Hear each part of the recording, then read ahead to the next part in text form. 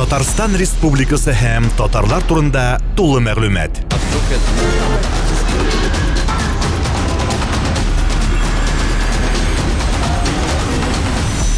Татар-информ мәгълүмат агентлыгы.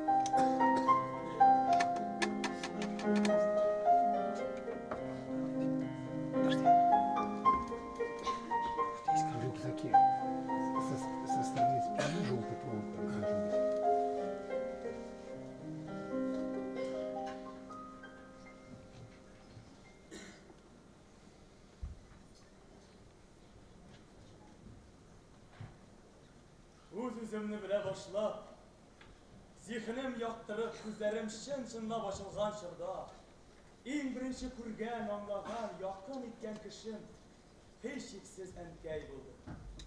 Bala şapkada, yaş üsmür vakitta da mingil enkey yeneşesindeydim. Çünkü enkey dalmışker çıkıp siker, kişin sonuna arıp kalıp kaytıp kire, emin kömrü bu iyiydi, enkey yanında. Ailedeki 8 balanın altısı kız kırkın. Analardan en ürkeni min bolanlar göre, Türk diyetindeki Irak dışında kübret min başlaraydı. Gençlik yıllarını iskeçirgende en ilik uz adıma, altı pışmaklı jina hakkına yırtıbız gidip basla. Bu yırtın şartırmaya kışkı buran içindeki bir var. Çünkü jayın biz ide kaytıp takırcıyız. Bakşada şu kutuyuz, ormanda jilek jiyabız, bulunda pişen ezirliyiz, zeytunda balık tutabız, su kıynabız. Aşkışın vakit sübret gel. Düz yaktı vakitte, şangı şana aşılar, bizler keşeke oynarlarda bizden şiddet olmadı. Yaşlarında kışıp igen faytığa, min tungan ayak kullarını jıltırga deyip niş karşılarını oturan. Anın Tüp sebebi belki жылымы болмағандыр да. Менің меш қаршымдағы әнкейге жақынырақ боласым келер. Чөнки минем аңа кеше оқый башлаған китапны укып бетерәсем бар. Бераз укыгач әнкәй мине туктатып, без китаптагы вакыйгаларга кирип китәбез. Андагы геройлар белән бергә яши башлыйбыз. Минем әдәбият әсәрләр белән чын-чынлап кызыксына башлавым менә шундый озын кышкы кичләрдә керосин лампасы яктысында әнкәйгә кычкырып әкиятләр, романнар, повестьлар укыган чагында башлангандыр да инде. Яшьрәк чакта әнкәйнең хәтерен калдырган, үпкәләткән чакларыбыз да аз булмады. Шуларның берсе бигрәк тә хәтердә уелып калган. Мәскәүдәге әдәбият институтында укый башлагач, мин беренче курста өйрәнеп, гаилә корып җибәрдем.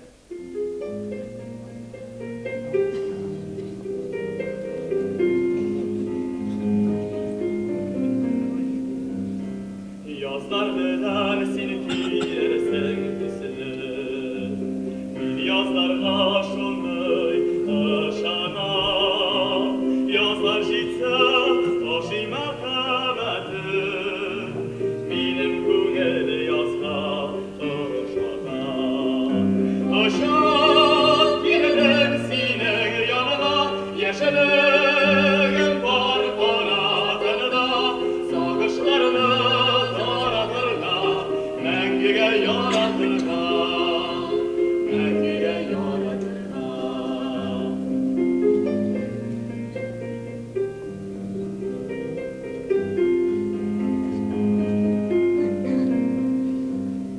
Yazlar öder sönmez bizden bizler. Min bitsin aşınday aşana. Yalnız canda kız jeteri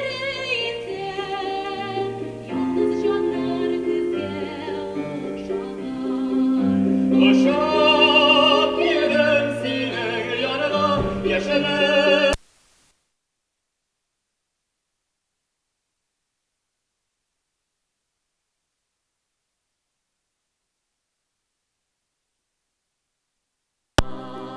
Taşak girelim sinin yanına, yeşelim var kanatında. Sağışlarını taratırga, мәңгегә яратырга, мәңгегә яратырга.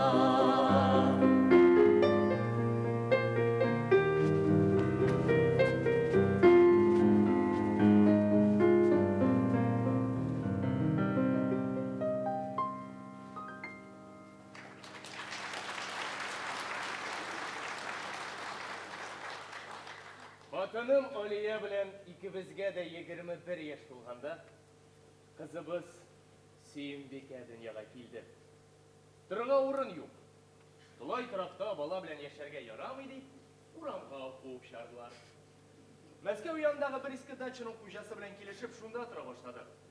Аңа түләү, гаилә асрау өчен заводка эшкә кердем. Көндез лекциядә, төнлә заводта.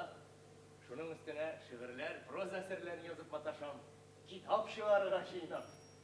Дөнья куа-куа бергәләнеп суккаланып йөри торгач, 2 ел вакыт үтеп тә киткән. Ә минем әле һаман да яшь киленне әнкәйткә янына алып кайтып күрсәткәнем юк. Кайтыр иде. Юлга да күчтәнәч бүләк алырга рәт юк. Көннәрдән бер көнне әнкәйдән хат килеп төште. Хатның башында авылдагы өйдәге хәлләрен язган, ә азагын шигырь юллары белән тәмамлаган. Кайтсаң иде, кеше улы кебек, яксаң иде лапас түбәсен.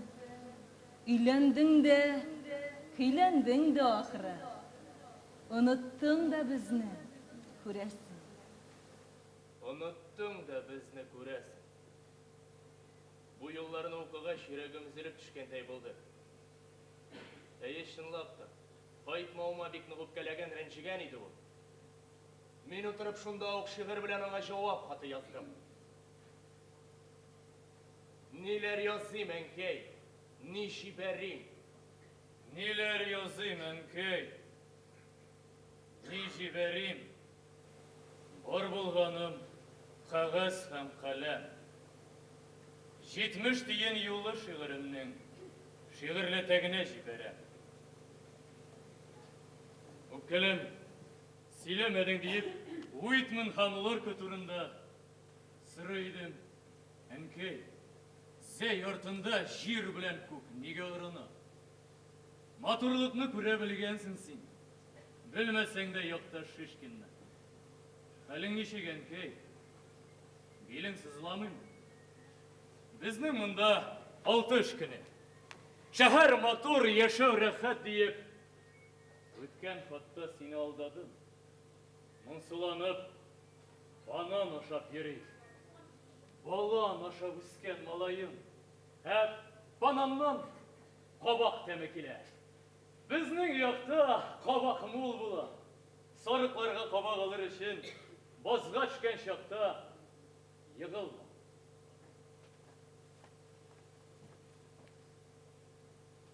Сарық дегеш, бұлынлардан екен. Ғимады мұхаман күтуші. Күтушісіз қалған күтунішек.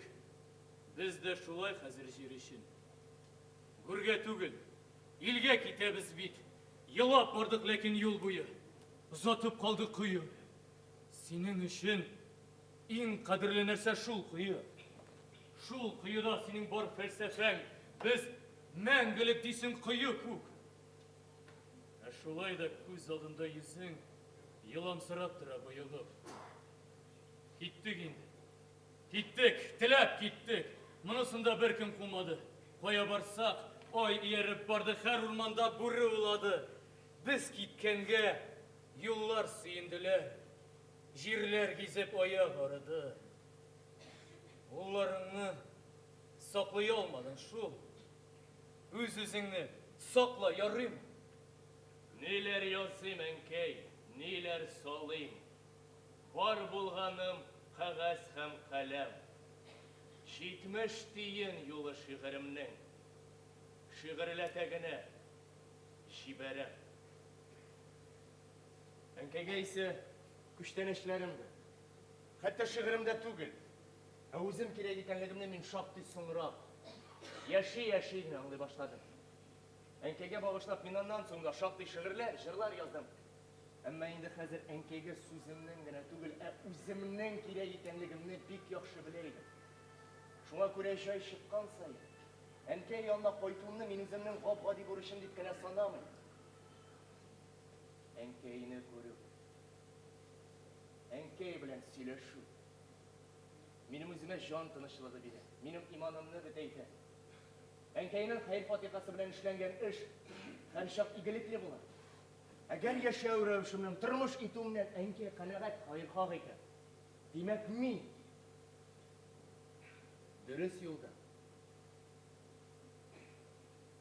Әнкейне бик сагынган чакларда мин аңа багышлап язган җырымны эштән генә көйләп йөри башлый. Дәрес каршындагы янкеләк.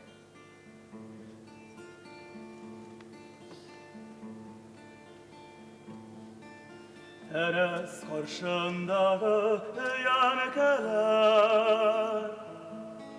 синең кебек ашар яланга, синең шәшең төсле ак җил тузгай.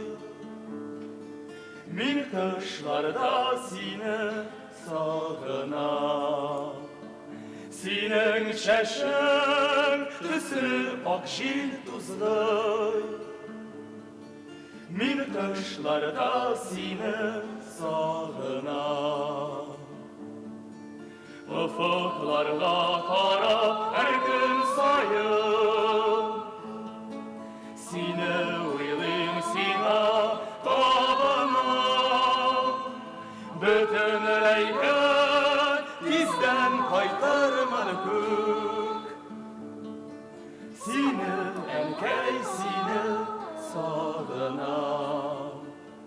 Бөтенләйгә тиздән кайтарман күк. Сине, әнкәй, сине сагынам. Сине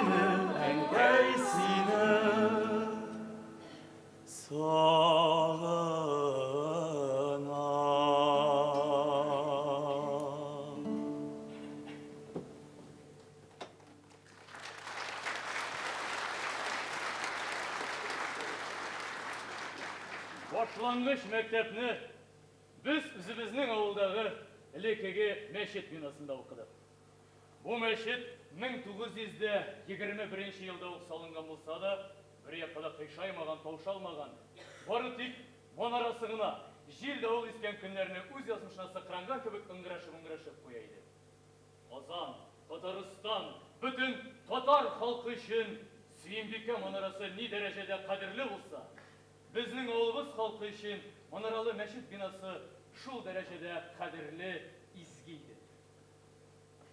21-нче ашлык елында авылдашларыбыз аны ничек күтәрә алгандыр? Бу могҗиза миңа бүгенге көнгә кадәр ачылмаган сер булып кала бирә. Мәктәптә укыганда иң зур теләгемнең берсе әлеге манараның иң очына менеп тирә-юньгә күз салу иде. Манара 2 балконлы булып, өстәге балконга кадәр бормалы баскычтан менеп була. Әмма бу манараның 3тән 2 өлеше генә. Аның эшләеп килгән, түбәсенә көмеш төстәге ай кунакланган конус сыман өлешендә баскыч мазар юк. Анда күгәрченнәр патшалык итә. Күгәрченнәргә кирип чыгып йөрү өчен иң югарыда кеше башы сыярлык кына тәрәзә дә бар. Минем хыял ничек тә шул ай янына кадәр менеп, әлеге күгәрчен тәрәзәсеннән тирә-юньгә күз салды. Аның үзенә күрә сәбәбе дә бар. Бер вакыт минем тейдән мәчеткә манара ни өчен кирәк дип сораган иде. Ул миңа манарага менеп мәзин азан итсен өчен. Манарага менгәч бөтен авыл күренә. Тавыш та ераккарак ишетелә. Манарага менгән кеше Аллаһы Тәгаләгә якыная дип җавап бирде. Бу сүзләр минем күңелемә гомерлеккә уелып калды. Әйтерсең шул ай янына кадәр менеп, әлеге күгәрчен тәрәзәсеннән башны тыгып карасам, миңа күрше авылларына түгел, Мәскәү, Казан калалары, бөтен дөнья. Хәтта Ходай Тәгалә үзе дә күренер кебек иде. 4-нчедә укыганда барыбер мендем бит мин ул манарашыны. Кала өстендәге черек такталарны сындыра, ул аякларны каната булса да, иң өскә үрмәледем. Күгәрчен тәрәзәсеннән башны тыгып карагач, Беренче тапкыр алдында шундый иркен манзара ачылудан, әллә манара чайкалып китүдән күз алларым караңгыланып, башым әйләнеп китте. Күңелгә шум керде. Әйтерсең, рөхсәтсез нисез үз биләмәләренә бәреп кергәнем өчен Ходай Тәгалә шулай акылымны томалды иде. Билгеле, мондый нәтиҗәне мин сынарак, бераз үскәчрәк ясадым. Ә ул вакытта манарадан кабалана төшкәне генә исә калган. Шушы мәчет манарасы аша беренче тапкыр дөньяның зурлыгын, матурлыгын күрүем, тәүге тапкыр хыялый күккә ашуым бүгенгедәй хәтеремдә күз алдымда. Ул вакытта мин күккә генә ашып калмадым, ә Ходай Тәгаләнең үзе белән күрешкәндәй булдым. Әле һаманда колагымда әнкәемнең сүзләре яңгырап тора. Манарага менгән кеше Аллаһы Тәгаләгә якыная.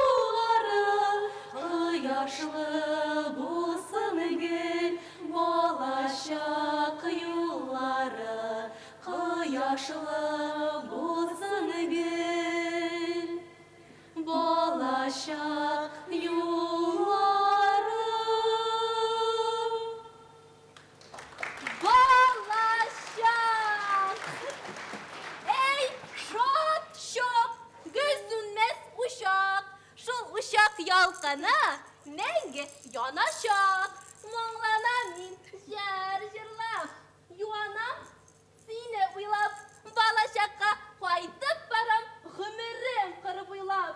Балачак, эй шот чак, гел сулмас чәчәк, чәчәк тотып төшемә, балачак керәчәк. Моңланам мин җырлап, юанам сине уйлап, балачакка кайтып барам, гомерем кырып уйлап. Там-там-тара-тарам, пам-пам. Аға шишмә җырлап, белми талашагым, шишмә җырын өсле булсын балачагым. Белем шанда әни мәңге калачагым, әни белән булсын балачагым. Әйдә җырлыйк әле бергә, күңел моңа тулган, әмма кеше җирдә, элек бала булган. Әйдә җырлыйк әле бергә, күңел моңа тулган, әмма кеше җирдә, элек бала булган. Әйдә җырлыйк әле бергә, күңел моңа тулган, әмма кеше җирдә, элек бала булган.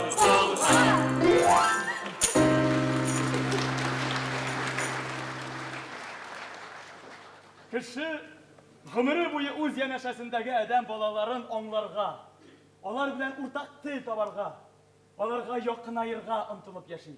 Бу теләсә кайсы кешенең яшәү мәгънәсе. Әмма кеше күңеле, аның уй-хисләре гади сүзләр белән генә берничек тә аңлатып булмый.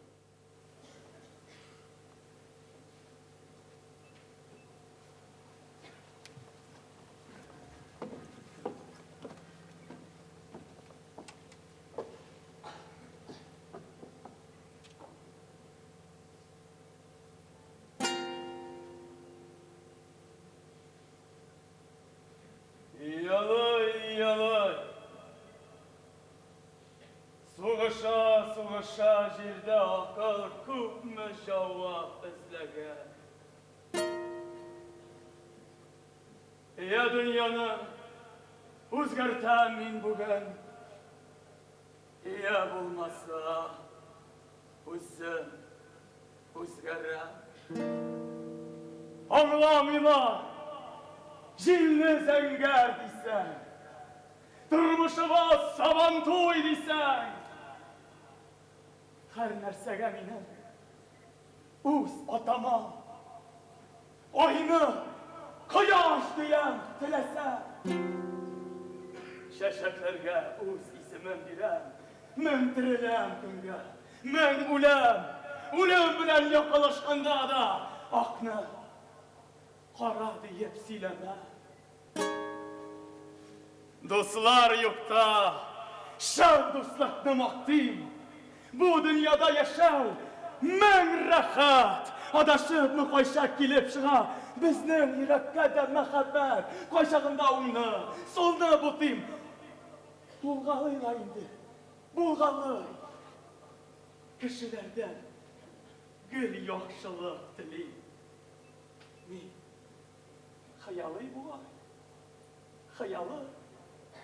Хаксызлыкны күреп, ярсыйм, шашам, матурлыкны күреп тезләнәм. Дөньяны үзгәртәм мин бүген. Булмаса, үзем үзгәрәм.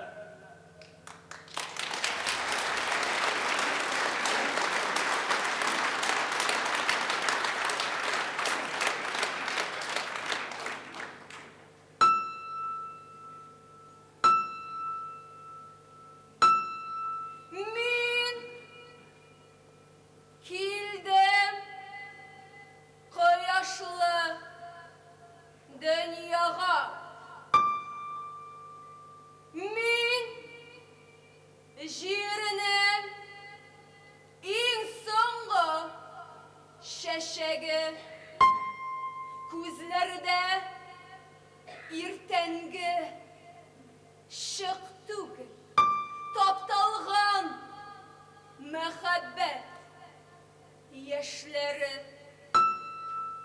Мин көлмим, кешеләр көлгәндә, еламыйм, кешеләр еласа. Мин инде бәхеттән ваз кичтем. Таңнарда җанымны моң баса. Мин килдем кояшлы дөньяга. Мин җирнең иң соңгы бер гөле.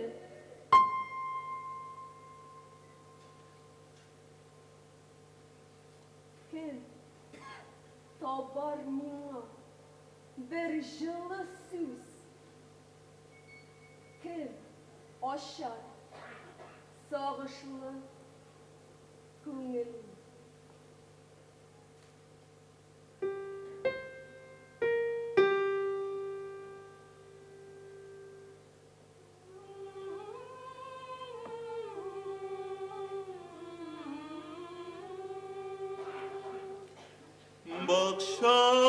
Бакчалардан былбыл качса, gözler тисе алма ағашқа, қайғы төшсә біздің башқа, бір қайғыны бешке бөлейік. Қайғы төшсә біздің башқа, бір қайғыны бешке бөлейік. Құшақлығы гүлге көшкен, алма ағашлар құяш ішкен, көңіллерге шатлық көшкен, бір шатлықны бешке бөлейік. Көңіллерге шатлық көшкен, бір шатлықны бешке бөлейік. Шатлық келді, қайғы түсті, бәхетлер соң көңіл үшін. Бәхет болып алма пішті, бір алманы бешке бөлейік. Бәхет болып алма пішті, бір алманы бешке бөлейік.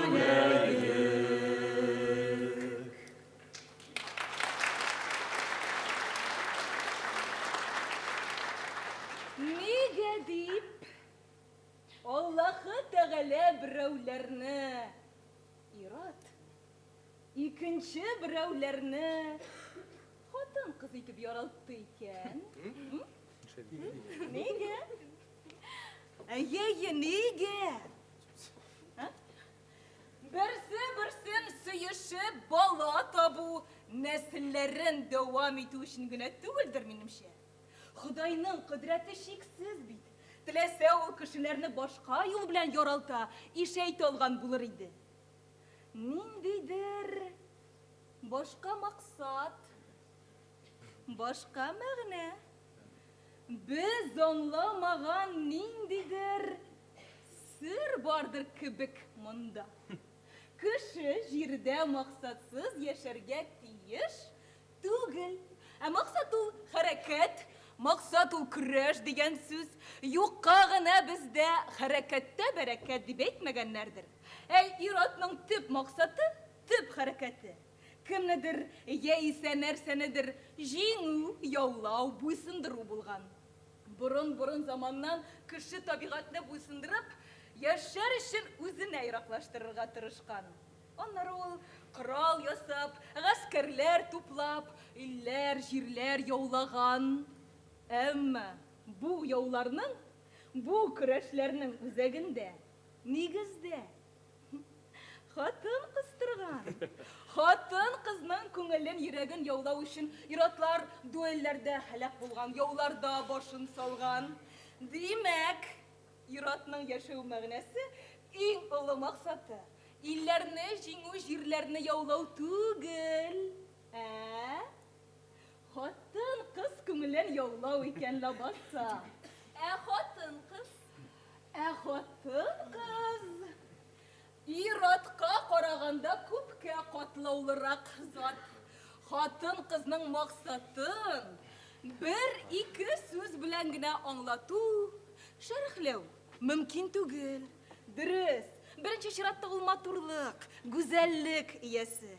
Гүзәллек иратның башларын югалтып, утларга кертә торган гаять көчле, ымсындыргыч илаһи көч. Аннары хатын кыз гаилә дип аталган иң куәтле һәм мәңгелек дәүләтнең төп хуҗасы, ханбикәсе. Кешенең һәм кешелекнең язмышын беренче чиратта илләр, дәүләтләр куәте түгел, гаилә куәте, гаилә ныклыгы хәл итә. Иң мөһиме, хатын кызның иң асыл сыйфаты гашыйк була һәм гашыйк итә белүендәдер. Аллаһы Тәгалә тарафыннан яратылган якты дөньяның нигезендә ярату дигән тылсымлы сүз ята. Димәк, иксез, шиксез җиһан белән, безнең белән иң бөек көч ярату көче. Ярату хисе идарә итәргә тиеш.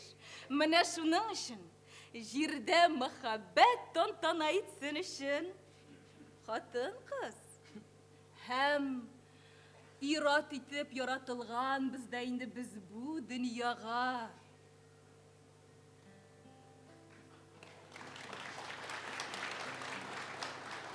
Син күрмисең. Күрмисең син. Үзең һаман алга барасың.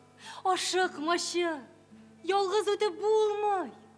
Кайгы белән бәхет арасы. Син сизмисең.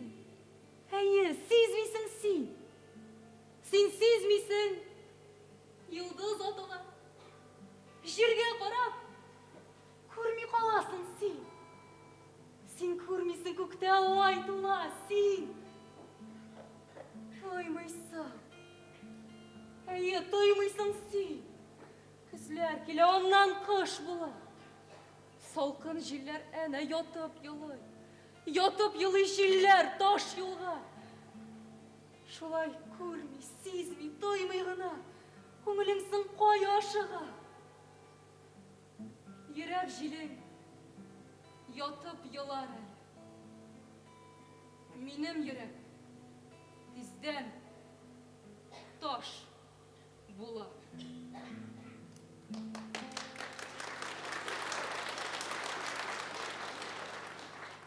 Сине эзләп мин тауларга мендем. Аннан аштым күккә. Мин яратмыйм имеш. Күршеменә юкка синең үккә. Телисеңме, кара күк йөзендә булам янар йылдыз. Аңладыңмы инде сөюемне? Күктә дә мин ялгыз. Наз кирәксә битләреңнән сыйпап җылы җилдә исәм. Хат язармын яшын уты белән, мин дип яшим. Исән. Ышандыңмы инде сүзләремә? Оныттыңмы үпкәң? Ышандым. Тик минем күңел инде башкаларда күптә.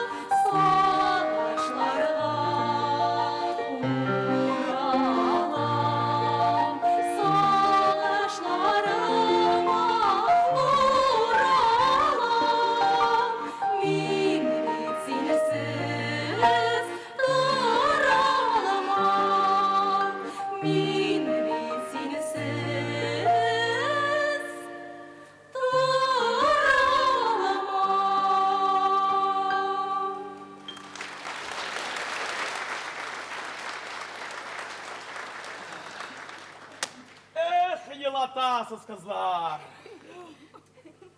Min kumaş tepişirmedim. Kukka akşa şimedim. Kim gelir başta iymedi.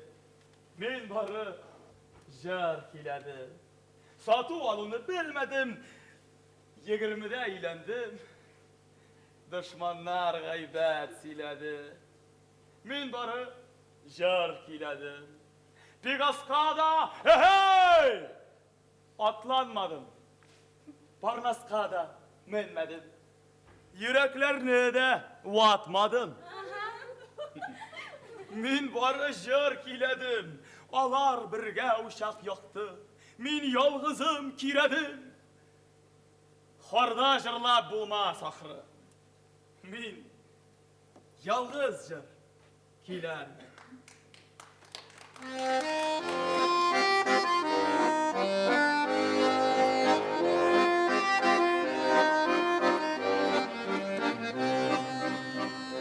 İki yar kuşalar şikeldi.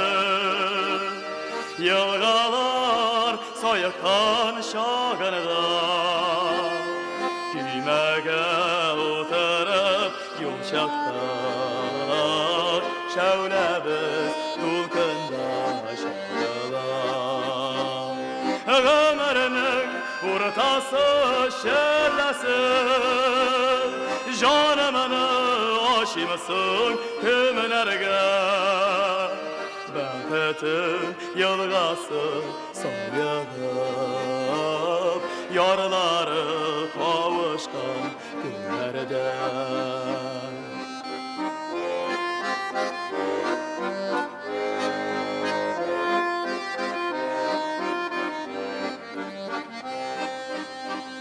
Yılgalar soyukan şahırda.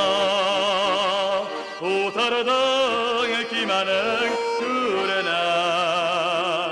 Hislerim reşesi ışırda. Mehabbet dingizı türüne. Ömrünün ortası şerlesi. Canımını aşımsın kimlerge. Behtetim yılgası soyup. Yarları kavuşkan günlerde. Ömrünün ortası şerlesi. Canımını aşımsın kimlerge. Behtetim yılgası soyup. Yarları kavuşkan günlerde. Behtetim yılgası soyup.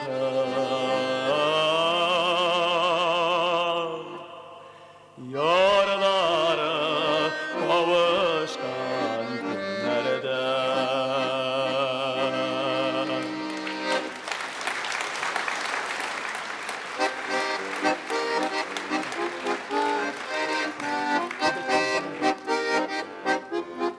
Dostum olmaz bilen biz her yılda özümüzün oğul salantığına kaytırga tırışabız. Kaytkaş yıl boyu görüşmegen yaştaşlar bilen uçraşırga, oralaşırga da jayışıga. İden ige yürüp beyrem. İtirge de turu kile. Bir yılda şırattağı salantığa koyduğuna әкесін айламайын. Алмазға бик шәп баян алып қойған. Германияда эшленген бұл затлы баянның бәясы де машина хаққа тұра деп сөйледілер. Бүлетлі бергенде Наил абай Алмаздың құлағына кертілеп қойды. О баянда үйде һәм клубтағына ойнайсың. Урамда яйсе сабан тойында шыңғырдатырға. Әлекеге баяныңда бик жеткен. Әгер яңғыр тамшысығына түшсе де, яңа баяныңның күреге жебеп, рәттен шығарға мүмкін. Яңа баянны баянға күшіп өзін де мақтай тұрғаш. Наил абайның көңілі йымшарды бұғай. Ярар, әйді. Баянны сабан тойға алып шығарға рұқсат берді. Алмас, Her vakittagi şu meydan ortasında ihtibар үзәгендә. Ул көнне әллә кулында өр-яңа немец баяны булганга инде. Бигрәк тә илһамланып уйнады. Дәртләнеп җырлады. Ак күлмәге манма су булган чириде ул.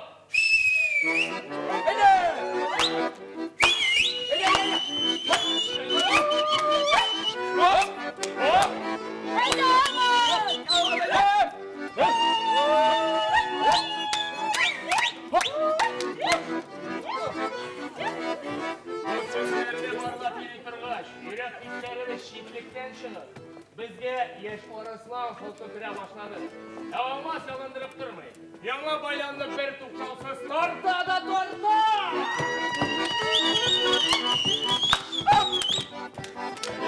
Olay şaplarını istek şuraya şaplaşıp jırlı bizning iyi aldığına kelip şitkeş. Benim enekešim Almaz'ın ayvayına para bir şey aldığına kultıklap alıp kırıp gitti. Başta iyice kırıp eninin tür yutarday belişin makti bayanda oynadı Almaz. Onlar meclis ekrinlep Munçanın yol bulmasına koştum. Men Munça tübesinden kuyruğa sıvırkesen alıp düşüp taşka borç jibergende. Olmaz levkede. Zatlı bayan tartıp oturaydı. Remzi ve Rifkat dostumuz levkeni sahneye eğlendirip bütün dünyaların unutup Garbın oğlik 50 duskay jarın suza. Garbın oğlik 50 duskay garbın oynadı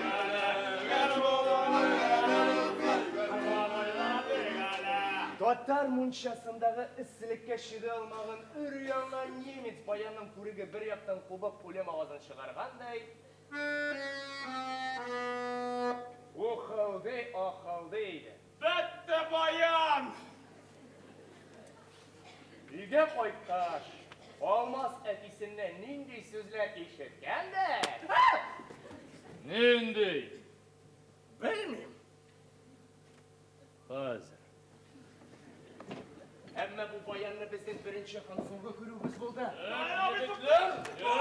Biz şerek olmuşuz. Hadi! Yarar indi! Bizde bıraklar mı yapıştırır mı? Bizim bütün kürmesek de bizden kümellerde o. Nemets bayanı. Yok indi Munça bayanı. Nindi Munça bayanı, Nemets bayanı. Munça'da kırdık bütün Munça bayanı buluşuğa bir dedi. Nemets bayanı. Yok indi Munça. Yigitler! Zatlı bayan. Zatlı bayan. Yigitler, xatirliysizmi? Bizning ovulda tag'in bir necha ataqli kishi bor edi. Shularning birisi uchitel Sahbi ismi bilan doni taralgan Sahbiddin obay. Onu kim bilmaydi. Bu zotli qushomat anga 30-chi yillarda maktabda o'qiganda pishib qolgan bo'lgan. U ovulning otaqli boltastasi. Hamma burana ko'tarib qora ishlab yuri turgan usta tugil. Yurt yerning bezaklarini yasovchi san'at darajasindagi ishini istaydi. Tira-yun ovullardagi eng motor teraza qo'shag'alarini og'achdan o'yib ul yasagan. Eng mahabat urus qopqalardan uning ishi masjid monorasini turg'izganda da Sahbiddin obiga yordam so'rab borishga to'g'ri keldi. Yetmasa, ul eng nazibir o'yin quroli skripkani da o'zi yasay. Hem her yıl jeyim başlangan günni xalqni o'zi ortidan yertib, skripka o'ynab uram qo'yamiz. Qiziq da sayyerdagi shu uchitel Sahbi. So'g'ish vaqtida asirlikda bo'lganga ko'ra, u ovul kolxoz turmushini ortiq qatnashmisha, dirisragani qatnashtirmadilar. Yolg'izgina yashay, o'z umrini ko'proq o'zi bilan o'zgaraydi. Halal jifiti bilan negadir so'zga kelishgandan so'ng u uyidan chiqib ketib umrining so'nggi kunina qadar o'z eshik oldidagi ustaxonasida yashadi. Bu ustaxona o'tin yog'a turgan oqsharlangan mishdan, kichkina saki, osh ustali ham tub ish o'rni og'ash verstakdan iborat edi. Xotini bilan birga turmasa-da, ona og'iz ochib so'z qotmasa-da, kiyimlari qoralg'ash uloqlarni eshik oldida g'ilaganga chiqarib sola, aytagasi kiyimlarini yuvib, o'tiklab olarni buldirg'a yutib qo'ya turgan edi.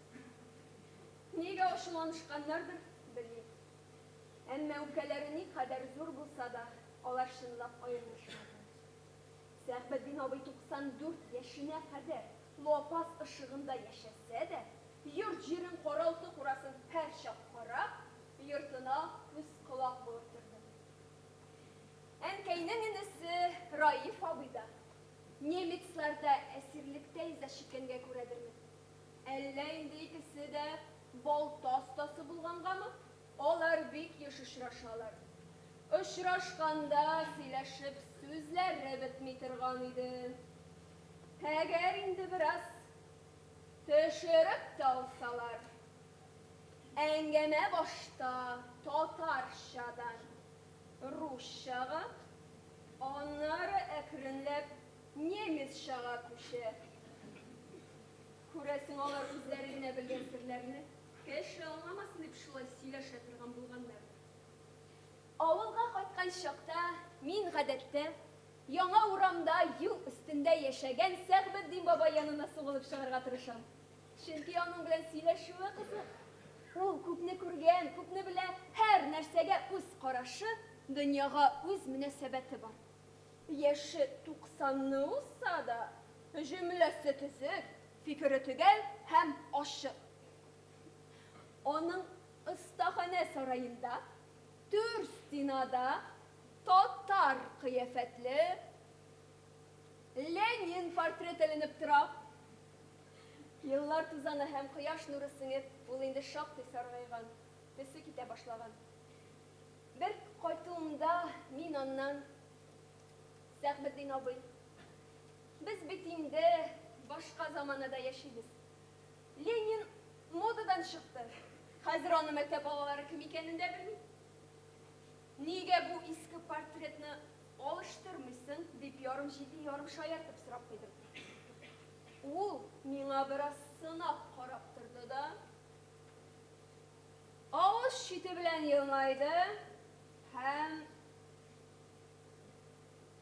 әлегә бу стенага эләрлек кешегез юк бит.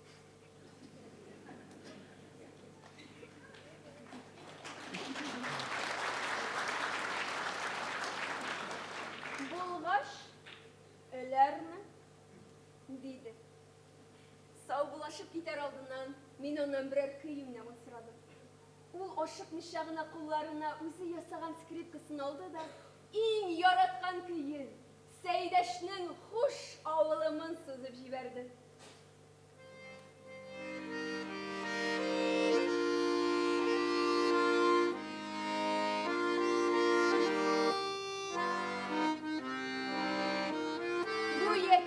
Бу мизгелләрдә ул безнең белән түгел, үзенең туган авылы, узган михнәтле гомере белән сау булаша иде.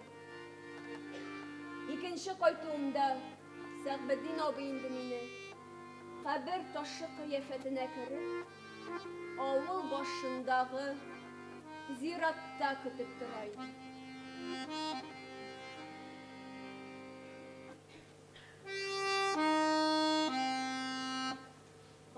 Шуала туган якта тургай тавышы, бары тургай яңлый бугай минем сагышны.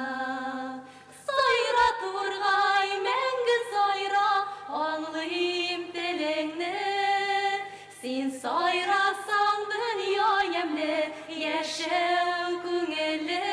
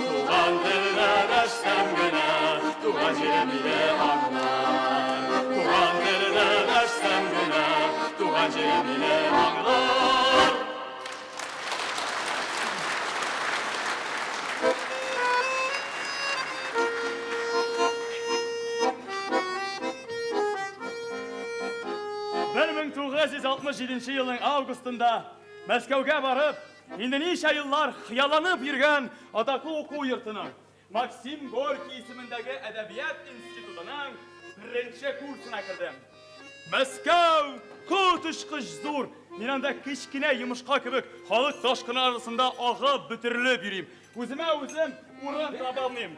Шулай каңгырап йөри торгач, көннәрдән бер көнне Казандагы дусларга, о сәлам, туганнарга хат салырга дип Кремль янындагы үзәк телеграфка килдем.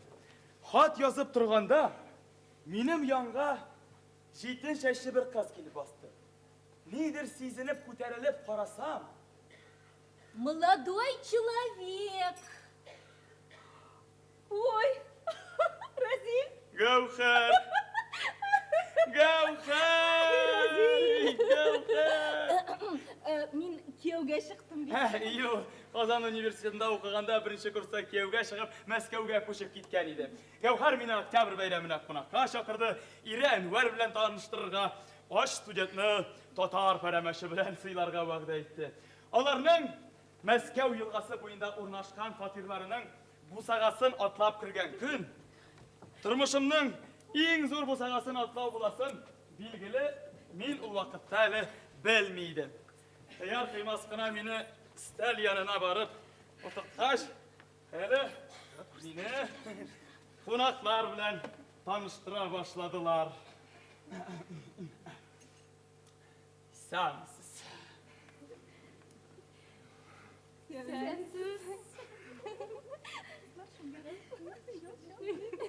Сәнсез.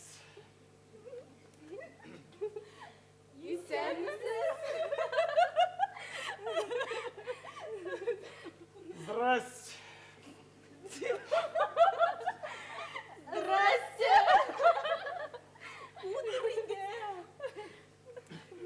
Разиль Валиев, булачак шагыйрь, здравствуйте. Утыр инде. Синең монда сүзең юк, син пантомима гына.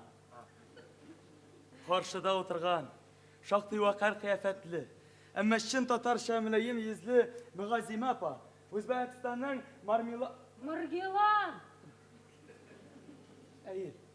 Маргелан шәһәреннән килгән икән. Янәшәсендә йылышып утырган, йөзеннән сабыйлак төсмерләрдә чыгып бетмәгән кеше кызга Гәүһәр Алла, пәрәмәчләрдән сыйлан инде. Алла дип эндәште. Аның үзендә монда Мәскәү шәләтеп. Рәхмәт, Галя. Галя? Соң русча Галя була бит инде, әй. Танышып беткәч, Алланың исеме Олия, миңа шикәр генә алып бир әле. Алия булып чыкты.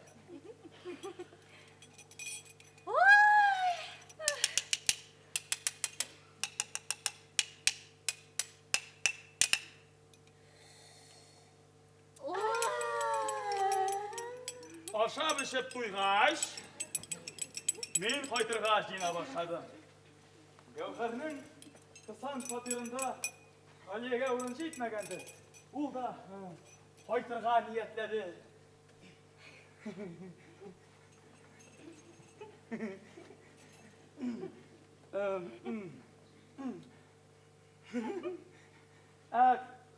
Кайсы якка кайтасыз?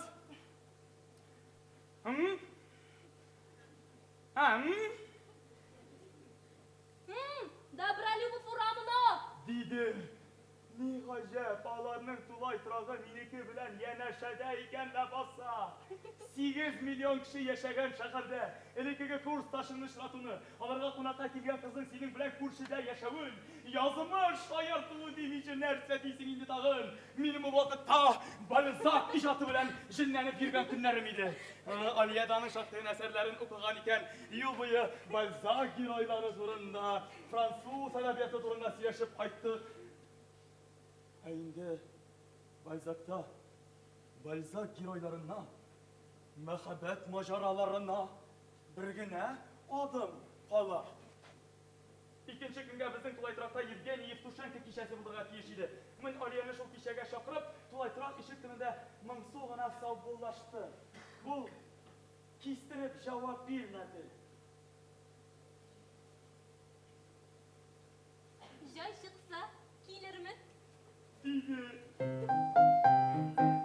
Ey de resim yasimeli, bulsun bir kızık. Tumanı ak kağız bulur, yangırı sızık. Onları seni yazarmın, yangır astında. Benim yanga aşıgasın ak tuman aşa. Göz yazar, senger bu yağ tavalsam eğer. Çünkü senin gözlerin sağıştay senger. Tın kalır mı? Gözlerinde gürgeş yaşlar. Şul şağında, yüreğimde yaşınlar yaşlar. Minanı ikilene tulaytırdım işik türünden gitti. Özbekistan'ın ıssız havasında kışı bildirgen yüzüm kızının avuldan kışka kaşıp kutulgan berengi malayı bilen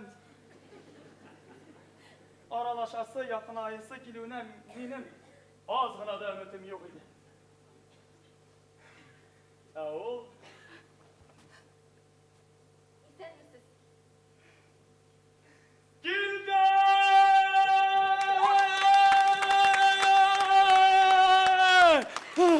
Tulay Trak'ta yangıragan şiirlerini bizden kibik yıtılıp tınlavanın Rus şiiriyetinden şakti haberdar buluvu meni bütünley irittip jiberdi. Kişaki iştiraliye busta başlangan engeme bugün bizden bölmede devam etti.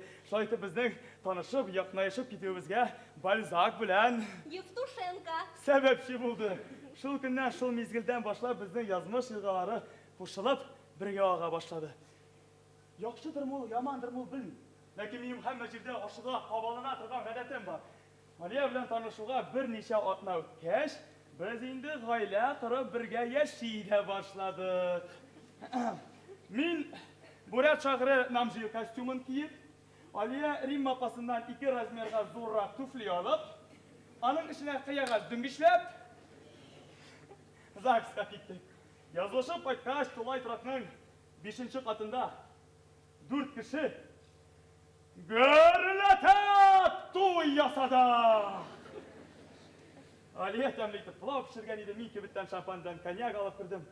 Men ul kunni eligi gamelimnin turmuşumdagi eng zo'r vaqiga bulasın bilmeydi anlamaydım. Biz anlatkancha jırladı, biyedik, şayırdık, güldük. Hemen men şak bir vakit muhabbet istirikliginden aynı almışa eserlenip yirdim.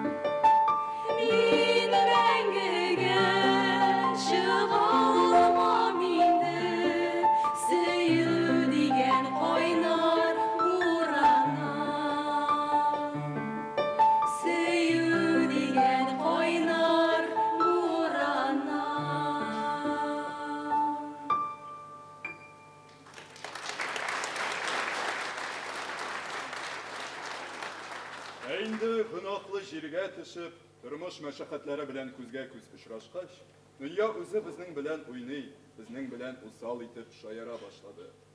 Uylanishib birga yashay boshlagach, men Aliyaga bag'ishlab Vabda ismli she'r yozdim.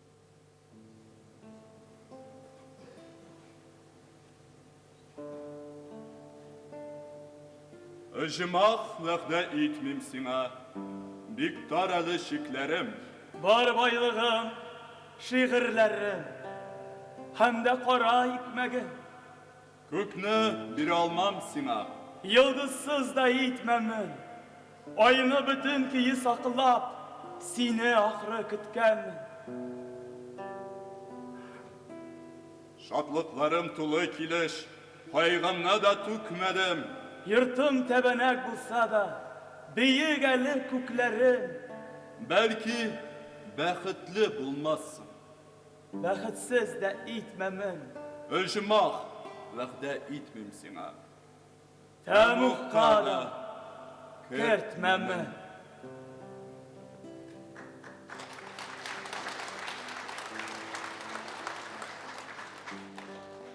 Yaşay başladık şulay. İkinci kursta okuğanda kızımız dünyaya geldi. Kızımızga şın tatarşa bulsun deyip Suyinbike ismi kuşarga niyetledik. Moskva Zaksındagi isimler kitabında onda isim yok iken. Kazanға Til Edebiyat һәм Сәнгать институтына татарларда шундый isim барлыгын растауларын сұрап хат яздым. Минем гүзелемне бала чагы шаяру дип аңладылармы? Әллә башка сәбәп беләнме? Белмим, җавап язуны кирәк санамадылар. Көтүп тә Казаннан хәбәр килмәгәч, Владимир Ильич Ленин исемендәге иң зур китапханәгә барып, шундагы 20 миллион китап арасыннан татар тарихына туры килгәннәрен эзләп таптым да, Сөембикә, Ханбикә исеме кергәннәрен сайлап, ЗАГСка чаптым. Ләкин бу юлы да мине бик тыксы каршы алдылар. Чөнки китапларның берсендә ул исем Сөембикә дип бирелсә, икенчесендә Сөембикә, өченчесендә Суюнбикә дип әллә ничә төрле бирелгән. ЗАГС хезмәткәре китапларны кире миңа бирде дә, башын аскайып нидер язуын дәвам итте. Шул чак минем күңелем тулды. Кочагымдагы китапларны ташлап чыгып йөгерәсем килде. Әллә бишектәге исемсез кызымны, әллә үземнең, әллә кимсетелгән хукуксыз халкымны кызганып, күзләремнән кайнар яшьләр тәгәрәде. Минем радоштай басып торуым аптыраган ханым башын күтәреп карады да, теш аралаш кына Упрямый татарин. дип куйды. На! Берничә секундтан инде мин Мәскәүгә, бөтен дөньяга булган рәнҗүемне онытып, Сөембикәне таныклык белән тулай трапка очып кайта идем.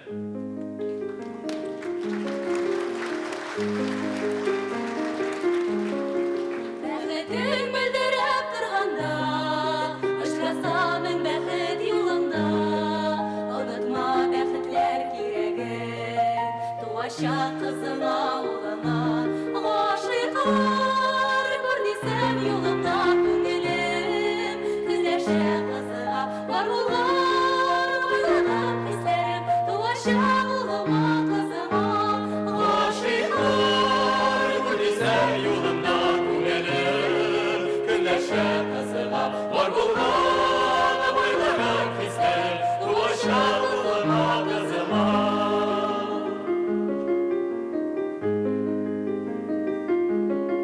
Аңласа әгәр ул җанымны, күтәреп йөрдергән кулымда, җанымда урталай үләрмен, туачак кызыма, улыма.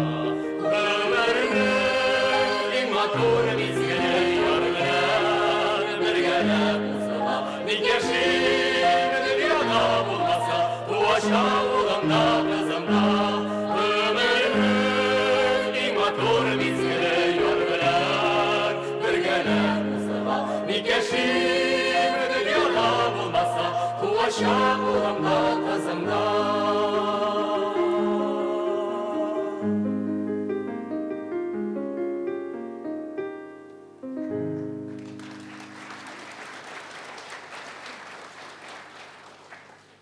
Ой вакытта миннән син бәхетлеме дип сорыйлар.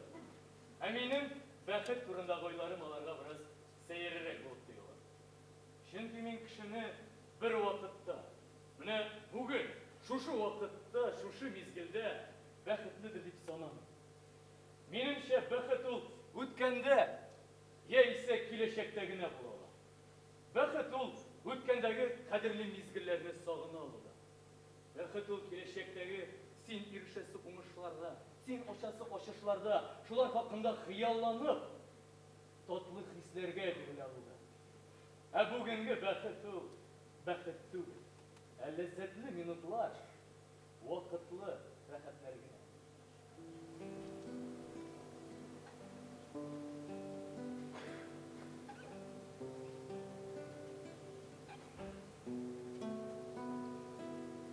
Кыя ташка менеп, шигырь яздым. Бу шигырем бәхет турында. Хозурланып, тауда басып торам. Болытларга башым урына. Шундый якын миңа бар кешеләр, туган ягым кебек киң җиһан. Ташлап киткән ярым кире кайтты. Кулларына алсугыл җыйган. Иңнәренә шатлык егет ияп, сизелми дә үтә ай еллар. Үзәннәрдә илләр сугышмыйлар. Сугыш уйный малайлар.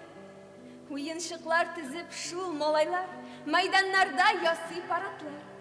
Диңгезләре язгы ташу суы, бата анда кәгазь караплар. Кишләр җитсә кулга кул тотышып, әйлән-бәйлән уйный дәүләтләр. Бар кешеләр шундый киң күңелле, бар кешеләр шундый әйбәтләр.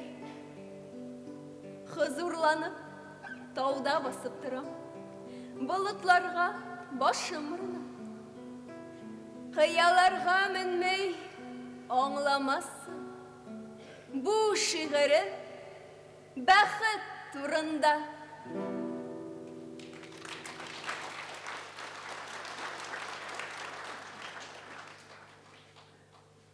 Кеше якты дөньяга ни өчен килә?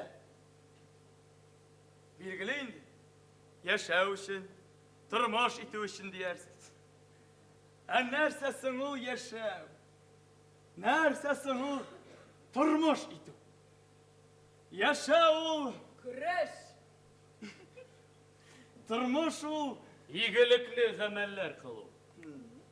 яшәү ул Мәхәббәт.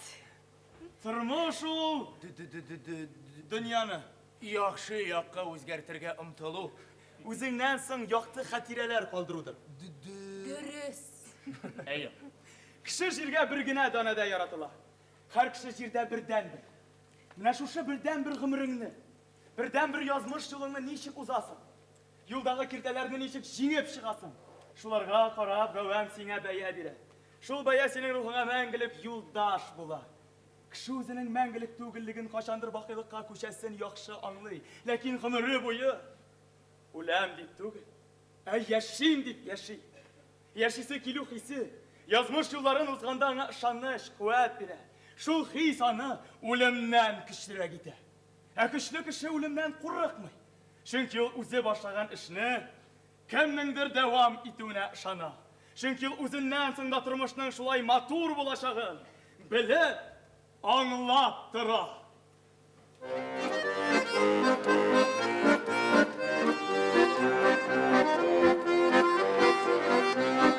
Олы юлга чыккан чакта дәште гидегә, әйдә безнең белән дидек ярап бергә. Туган якның бар моңнары безнең күңелдә, җырлый, мәңге җырлый бүгендә. Туган якның бар моңнары безнең күңелдә, җырлый, мәңге җырлый бүгендә. Дулкыннары белән инел кагылды җанга, мин мәңгегә монда диде аламаманда. Туган якның бар моңнары безнең күңелдә, җырлый, мәңге җырлый бүгендә. Туган якның бар моңнары безнең күңелдә, җырлый, мәңге җырлый бүгендә.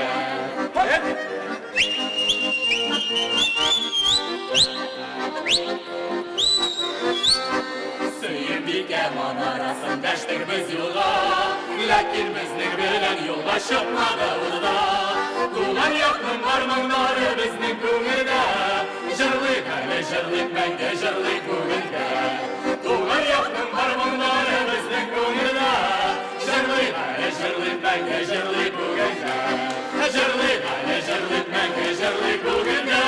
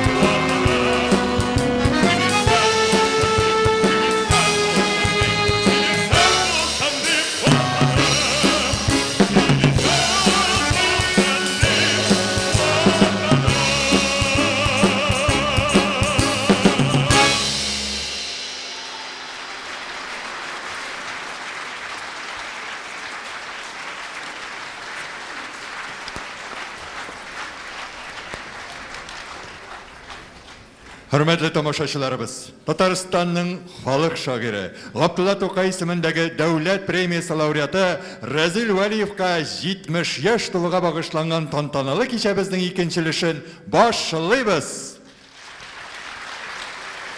Җыр дөньясы. Кайчан ничек башланып китте соң әле ул Разил Вәлиевның сихри җыр дөньясы? Мине җыр дөньясына җитәкләп алып кергән кешеләрнең беренчесе бөек җырчыбыз Илһам Шакиров булса, икенчесе әдәбият институтындагы иҗат семинары җитәкчем, бик күп җырлар авторы Лев Ашанин дип искә ала. 1968 ел. Мин институтның беренче курсында укыйдым. Утырам шулай тулак торай бүлмәсендә. Бер заман ишек шакыдылар. Ачсам, шак каттым. Илһам Шакиров үзе басып тора. Разил дигән егет син буласыңмы? Әйе дим, кирегез. Эшкә узыгыз Илһам абый. Кирип тормыйм, вакытым юк ди. Мин Мәскәүгә Мелодия ширкәтенә пластинка яздырырга килгән идем. Анда 8 җыр булачак. 7сенең көе дә, сүзләре дә бар. Ә менә 8нчесе халык көе. Әмма сүзләренең рәте юк. Син шул көйгә сүзләр язып бирмәссең микән? Күпме вакыт бирәсез? 1 аймы, 2 аймы?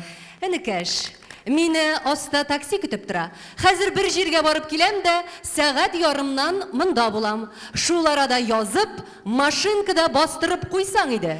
Ничек язганымны хәтерләмим, әмма инде сәгать ярымнан шигыремне язып мин урамда Илһам абыйның үзен көтеп тора идем. Шулай итеп, Дулкын дигән беренче җырым менә шулай дөньяга пәйда булды.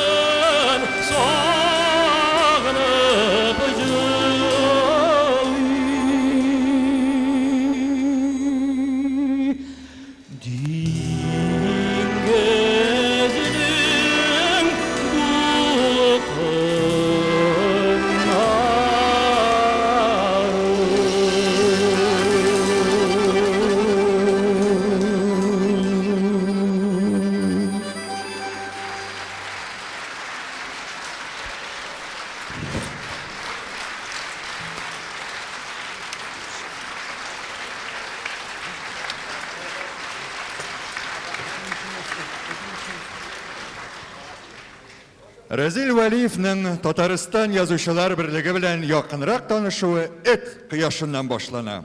Дөресрәге, язучылар берлеге идарәсенең киңәйтелгән утырышында аның эт кояшы дип исемле беренче повестен тикшерәләр. Күпләрне повестьның кинаялы исеме куркыта.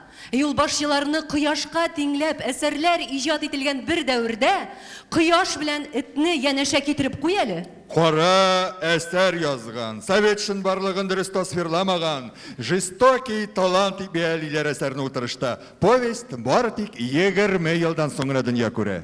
Разил Вәлиевның язучылар берлеге тарихы белән бәйле якты хатирәләре бихисап. Чөнки ул башта Чаллы язучылар оешмасын җитәкли, соңрак Татарстан язучылар берлеге рәисе урынбасары вазифасын башкара. Хәзер аның идарә әгъзасы булып тора. Бүгенге кичәгә Разил Вәлиевның шатлык куанычларын уртаклашып, аның каләмдәшләре дә килде. Сүз язучылар берлеге рәисе танылган драматург һәм прозаик Данил Салиховка бирелә. Рәхим итегез.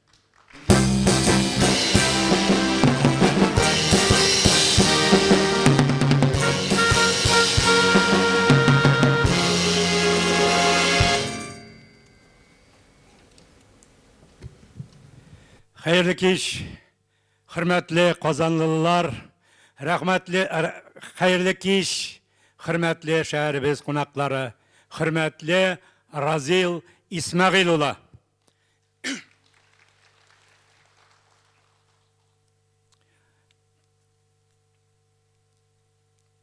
Шагыйрь, язучы, драматург, дәүләт һәм җәмәгать эшлеклесе Разил Вәлиев иҗтимагый сәяси тормышыбызда күренекле урын тоткан шәхесләребезнең берсе.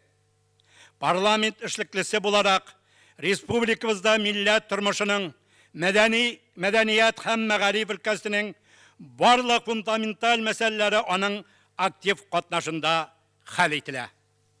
Разил Вәлиев талантлы, образлы, фикерли торган шагыйрь. Шигырьгә салган фикерләренең кыюлыгы, сүрәтләү чараларының төрлеге, тойгыларның халык тойгысына якынлыгы аның әсәрләренең кыйммәтен тагын да арттыра, аларга бүгенге татар шигъриятының алтын фондына кертү хокукын бирә. Әҗырлары татар җыр сәнгатенең иң матур үрнәкләре булып тора. Разил Вәлиев җаны тәне белән туган телебез, мәдәниятебез, гореф-гадәтләребезне саклау өчен тырышып, милләткә фидакарларча хезмәт итүче җәмәгать эшлеклесе. Аның башлангычы белән оештырылган җыен фонды башкарган бик күп изге гамәлләр тарихта үз бәясен алачак. Разил Исмәгыйль улы нинди генә дәрәҗәләргә ирешсә дә, үз йөзен саклап калалган, кешеләр белән мәгъләмәдә үзгәрмәгән шәхесләрнең берсе.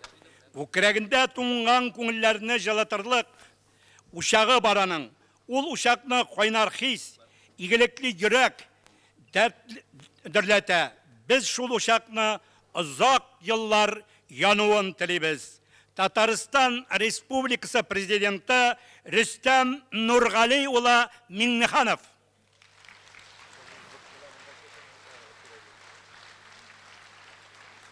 Алкышлар астында Разил Исмәгыйль сезне сәхнәгә чакырабыз.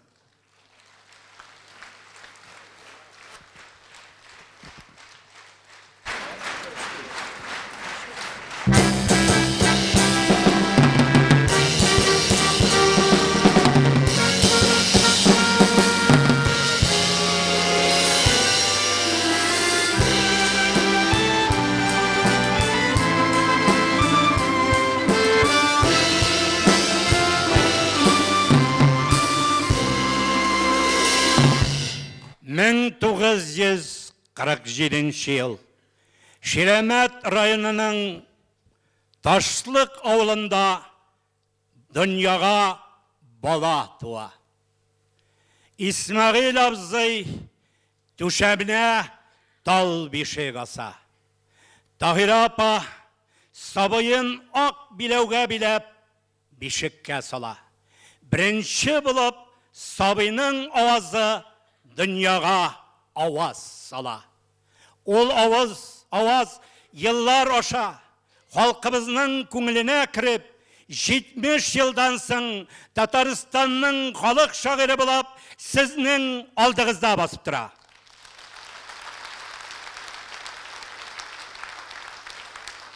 Hürmetli tuğanım, hürmetli milletimnin ulu, Sine Tataristan Yazıcılar Birliği, onun idaresi isiminden şen көңілден kutlayız. Sine dünyaya getirgen, onun Tahir Apa bilen, İsmail Abziga tübençilik bilen başlayabız. Bizning bugün silegen sözlerimiz, sizge tilegen tileklerimiz, Xudoy Teala'dan olarga dağa bulup işitilsin, barıp irsin. Razil İsmailiş, siz indi parlamentda, bizning devlet sabitinde, medeniyetini de, edebiyatını da, sanatını da bilegen, milletini de bilegen komitetini uzak yıllar jitekleysiz. Әлі бірге dinde келіп қошылырға мүмкін, оны да сіз моторғына иттіріп, алға сүрелі тұрған кіші, рұқсат етігіз сіздің башығызға милләтіміздің түбетейін кегіртірге.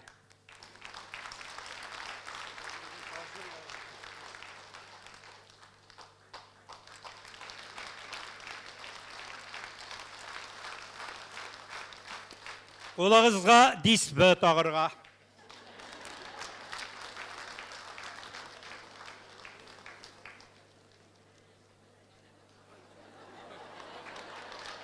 Aldığızға namazlıq жейірге.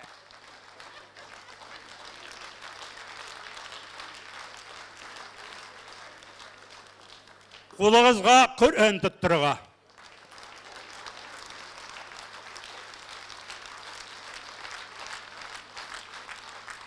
Hem biride oturgan, mında kilmegen kalemdaş dostlarının yazılgan istelik bulegin tapşırırga.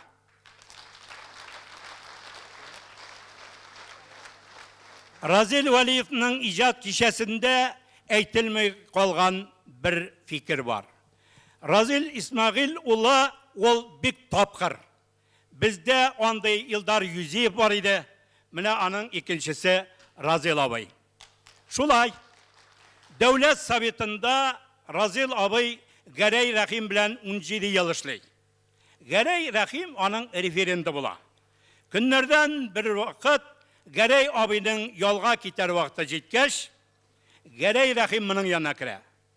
Razil tuğanım, senin bilen indi 17 yıl kulga kul tutunuşup, senin bilen birge işledik, min gümrüm buyuna senin kulun bulun dey. Şundan Razil abay mına ayta, 17 yıl işlep, sen benim sulağa ekenini bilmedin mi ne dey.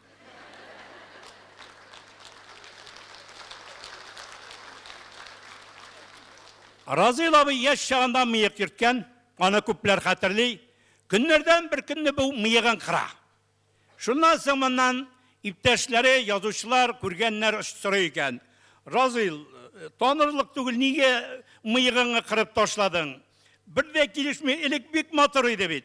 Razil tügülerge eteyken, bütün bir kırırlık bulmaş kırdım indi de bit. Şulay, devlet sovetinin Fayısında Razil İsmail ulu televizyonga interview verirken, şu vakit yanından Mintemir Şerif'i şutup barayken, Mintemir Şerif'i şeteyken, Razil tuğanım nerse, ne interview veresin mi ne? No, Mintemir Şerif'i interview'dan başka benim birer evrim yok bittiğinde verem diyettiri. Hürmetli tuğanlar, bizden Haydar Gaynettinov degan bir yazuvchimiz var edi, hatırlasangiz. Ol televizyondan topshiruvlar olib borar edi. Ol İlham Shakirovning plemiannigi edi, bek motor jırlaydı. Shulay bir zaman bular ikisi Razil ağa ham bizning Haydar Tuban Kamaga chiqib ketdilar. Бик күп кенә объектларны төшерәләр, очрашулар үткәрәләр. Шуннан соң авылга кайталар. Разил абыйның авылында мунча ягылган, бәлеш пешкән. Булар кайталар, бәлеш ашыйлар, мунча керәләр, бераз гына пирешләп тә алалар. Шул вакыт авылның зав клубы килеп керә. Разил абый, безнең клубта бәйрәм барадыр, авыл халкы сине көтә, синең кунагыңны көтә, шунда чыксагыз иде. Разил әйтә, юк инде җәмәгать, ни гафу ит, без инде менә ял иттек, мунча кердек, бераз гына сыйланып та алдык инде. Ну инде анда барсы да сыйланган Разил абый бер шума чыгыгыз инде ди. Шуннан чыгалар, безнең Хәйдәребез артыграк салып җибәргән була күрәсең. Шуннан соң ул бик матур җырлыйдыр, Карурманның бер куплетын җырлап кайта ул. Шуннан иртә белән бер заман тәрәзәдән тәрәзәгә йөри икән. Шуннан Разил абыйның күзләре ачылып киткәндә, Хәйдәр, нигә йөрисең, арып йөри, йокы кермейме? Юк ни, Разил, ни, кичәгенә артыграк төшергәнмен бугай. Без клубка да чыктык бугай. Әйе, чыктык. Мин анда җырладым да түгелме? Җырладың да. Ну, ничек? Ну, Хәйдәр бик ишеп җырлады дип әйттеләр инде. Әнә шәп мине Хәйдәр бик ишеп белән бутадылармы дип әйтәләр. Юк, Хәйдәр бик ишеп җырлады дип әйттеләр дип әйтәләр. Рәхмәт игътибарыгыз өчен. Рәхмәт сезгә. Разил әфәнде, шулай ук сезгә тагы бер котлау хатын укып китәргә рөхсәт итегез. Бу безнең Татарстан Республикасының беренче президентыннан килгән хат.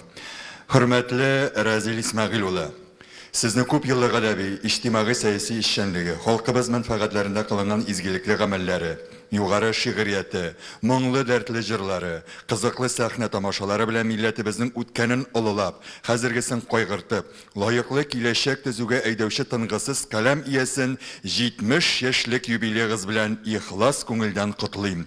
Халкыбызның дәрәҗәсен күтәрү, милли яшәебезне саклау хакына куйган олы хезмәтегез өчен зур рәхмәтебезне кабул итегез. Сезгә алга табада уңышлар юлдаш булсын, сау сәламәт булыгыз, эшләгән эшләрегез шатлык һәм күңел тынычлыгы китерсен. Котлау сүземле мәгълүм шигырегезнең берәр үзгәртелгән өзеге белән төгәлисем килә. Бу юллар сезнең үзегезнең генә түгел, һәр барчабызның гомумән милләтебезнең асылын чагылдыра кебек. Татар атлы бик зур бер кыйдыгабыз. Матурлык бар бездә, батырлык. Күпме тырышсаң да булмый безне хаят диңгезендә батырып. Татарстан Республикасының беренче президенты Минтимер Шәрип улы Шәймиев.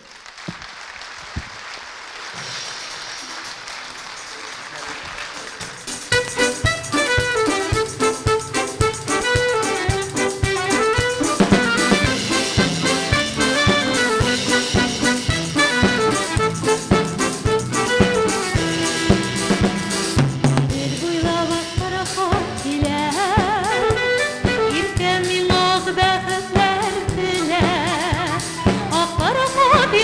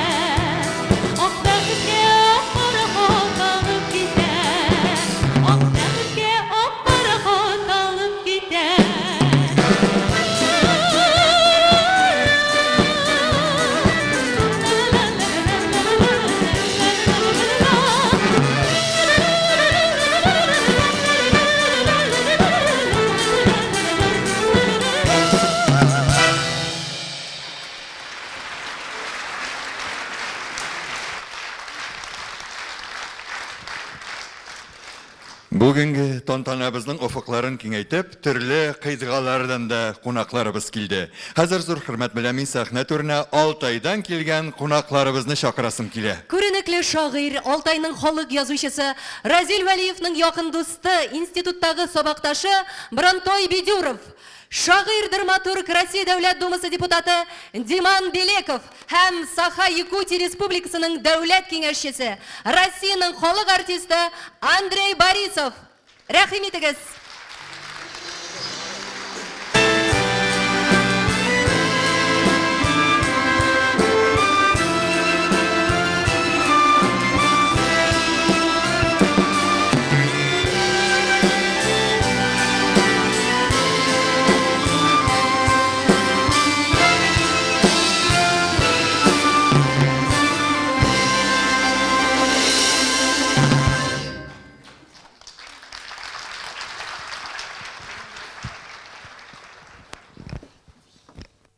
Қадірлі достар, құрметлі туғандар, біздің ақты жүректен яратқан қарындаш Разил, біз бүгін Алтайдан келдік.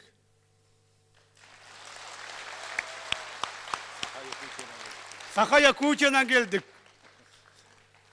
Көк түріктердің туған ерінен, күлтегін, тоны көк білге қаған басқан ерінен Разил сәге көп-көп, зур-зур сәлем екілдік.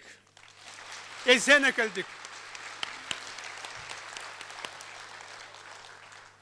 Разил Валеев для нас не только большой поэт великого татарского народа, но и всей многонациональной России. И Разил Исмагилович воплощает в себе редкий дар, редкое сочетание, исходящее из традиций Древнего Востока, поэта и политика. Это редкий дар. Я сегодня также представляю Комитет Государственной Думы по делам евразийской интеграции СНГ и связям с отечественниками. Имею честь, Разил Исмагилович, вручить от нашего Комитета Государственной Думы приветствие по случаю его 70-летия. Прими, пожалуйста.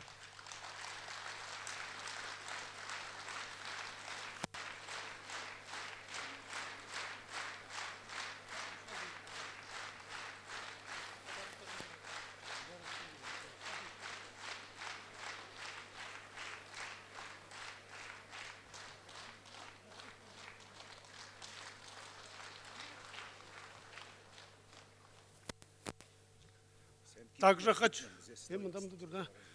хочу вручить древнеалтайский, а значит древнетатарский сосуд, из которого мы в течение тысячелетий со времен тюркского каганата вместе пили айран и прошагали по всей Евразии. Прими.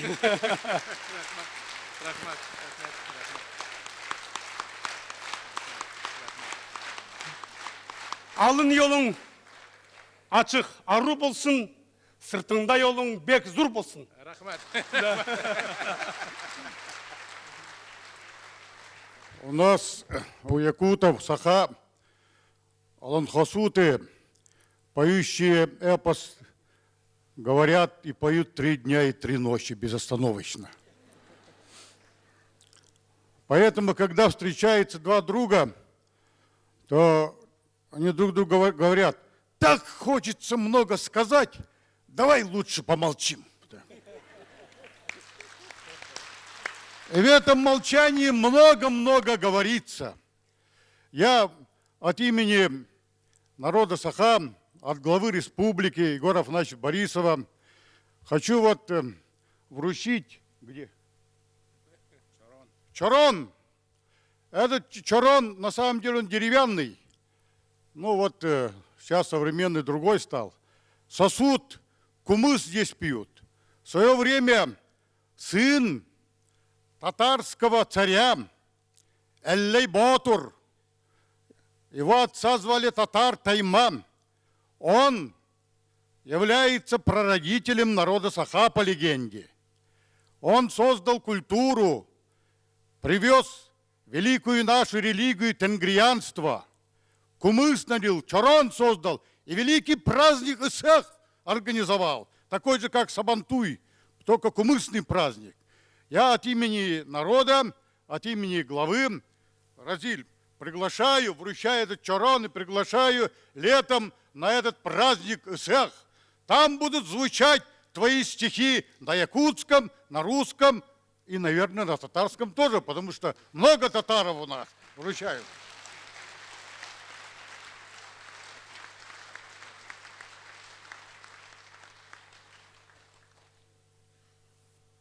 Esenbesiz, esenmesiz. Büyük Tatar tuğanlarım, şağır ipteşlerim, men sizni ak yüregimden, aktu boyumның özümden, Россияның көп milletli yazıcılar birliğinin Razil Valiyev'nin şağırlığının yaratıcıların, süyüçlerin kutlayım.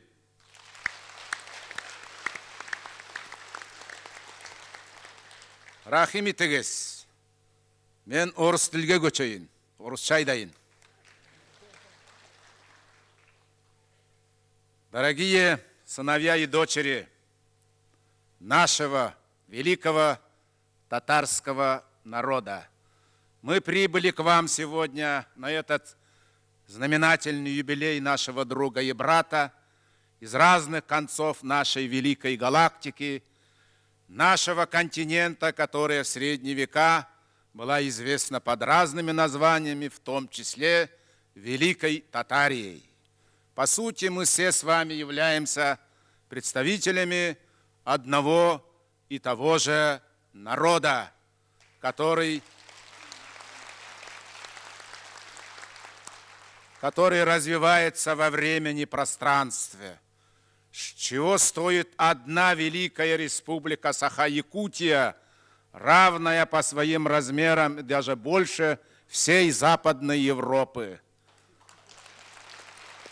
Якутские кони донесли потомков татарского царевича Реляя Буатура до Северного Ледовитого океана, от степей Монголии, от гор Алтая, от Великой Китайской стены.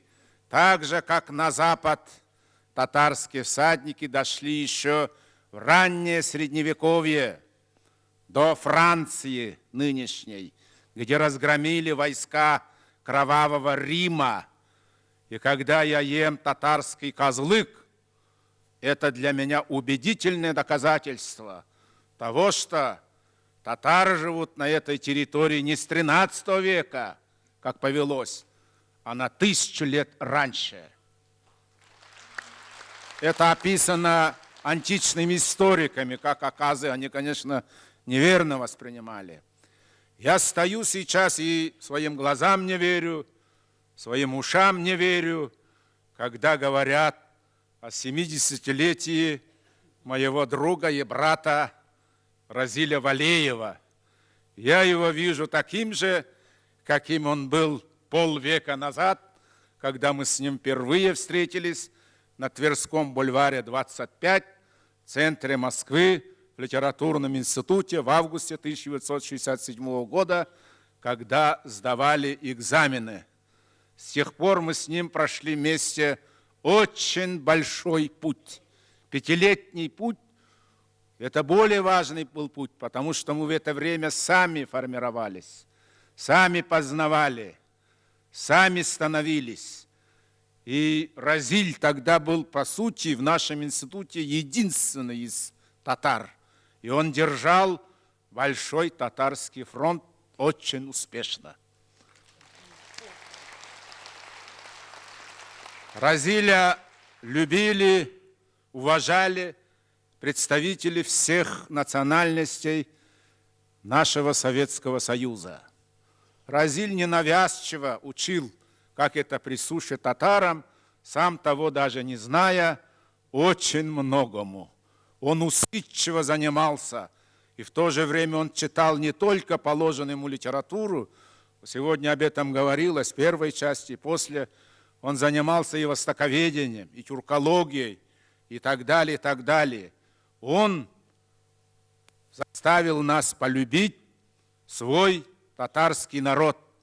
И сегодня, когда мы говорим по-алтайски, он зашел на сияющую вершину своих 70 лет, он переплыл через 70 бурных потоков, не споткнулся, не упал в реку ни разу.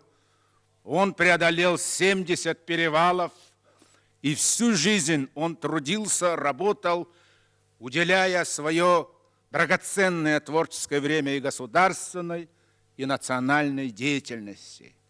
В то время, полвека назад, совсем другое было отношение к татарам. Разилю было нелегко. Нелегко было отстаивать свой язык, свою литературу, свою культуру и свою национальность. Но благодаря Разилю Валиеву очень многие поэты разных курсов, не только нашего курса, они вынесли понимание и любовь к татарскому народу. Это и русские поэты, это и дагестанские, азербайджанские, бурятские, калмыцкие, среднеазиатские наши братья. Все они узнавали Татарстан, татарский народ через Разиля. У Разиля вместе с его верной супругой Алией был очень теплый татарский дом, куда могли всегда зайти, и там был самый лучший, самый чудесный татарский чай. Я помню, когда я на первом курсе приходил, они со своим свояком Радифом пили чай, меня приглашали. Я тогда еще не все понимал в татарском языке. И вдруг я стал все понимать. Благодаря им я стал понимать татарское наречие нашего общего тюрко-татарского языка. Поэтому я мог бы говорить в связи с 70-летием 7 часов подряд, как Фидель Кастро о Разиле Валиева, но регламент не позволяет, поэтому надо вложиться в 7 минут, потому что рассказ о Разиле Валиеве – это рассказ и о Татарстане, и о татарском народе, о татарской культуре, и, естественно, о татарской выдающейся литературе.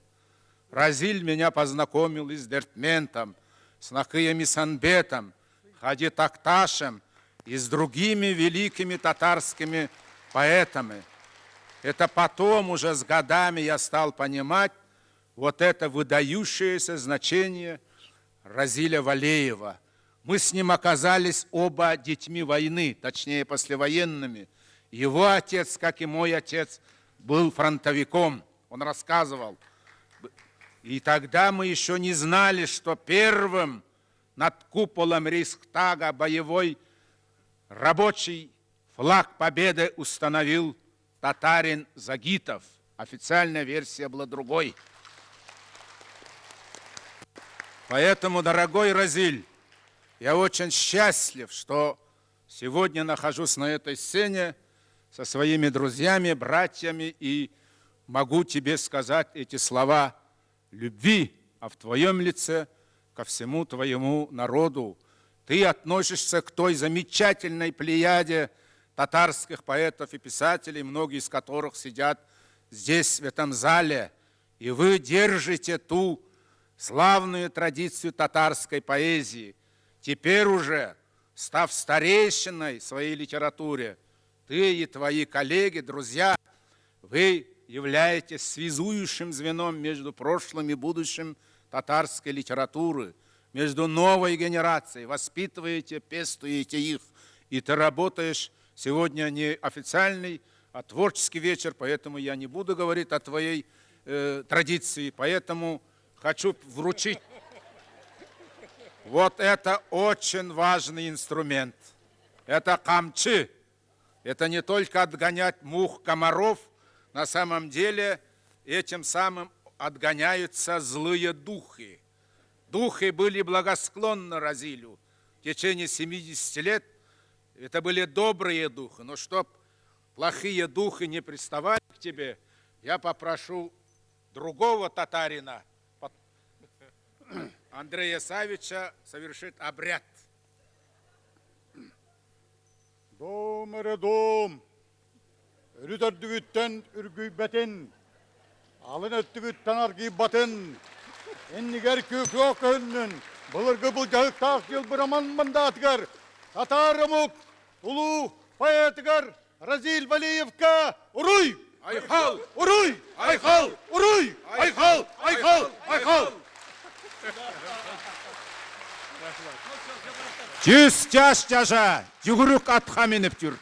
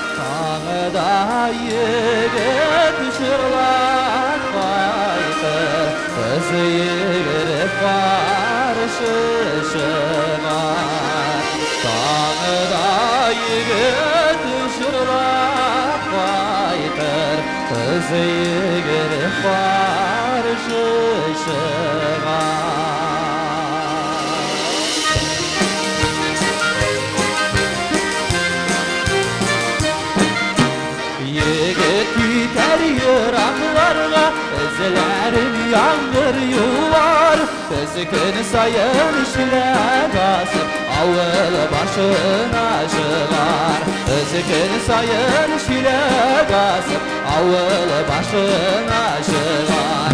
Kötümedi bir ter kız var, anın kümelişi var. Yanlar tüger küz yaşlar, kızının irinin yuvar.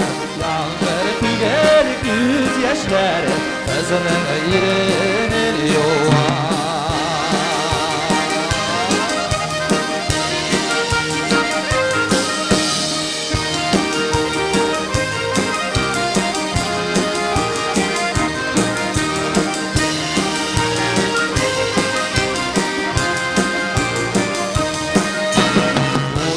Yollar, suluda yollar, Fatimi şani şıkışılar. Bağda yigit şırlap bayıtır, kız yigit barışışı var. Bağda yigit şırlap bayıtır,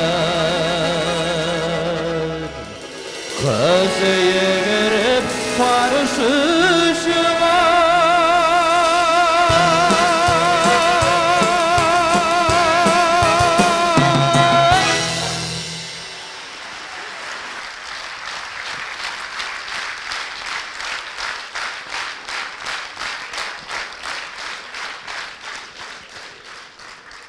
Разил Валиев тыйнак, ипле, ошық фикірлі, шын дуслыққа туғры шақыз.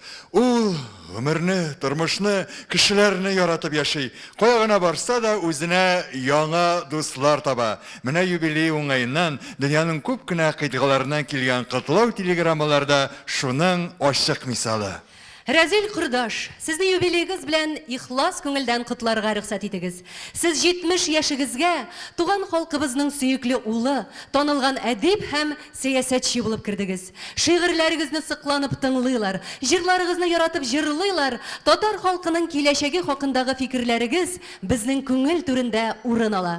70 яшына жеткен кішінің менә шушы халәте үзе зур бәхет бит ул. Қазақстан Республикасы Алматы шәһәре татар җәмгыяте әгъзалары. Хәзер юбилейны котлар өчен сәхнәгә Татарстан рәссамнар берлеге рәисе Габдулла Тукай исемендәге дәүләт премиясе лауреаты Зөфәр Фуат улы Гыймаевны чакырабыз.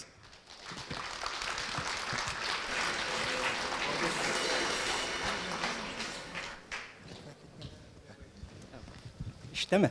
Ишетеләме? Хөрмәтле Разил абый, сезне Татарстан рәссамнары берлеге исеменнән һәм Россия рәссамнары берлеге исеменнән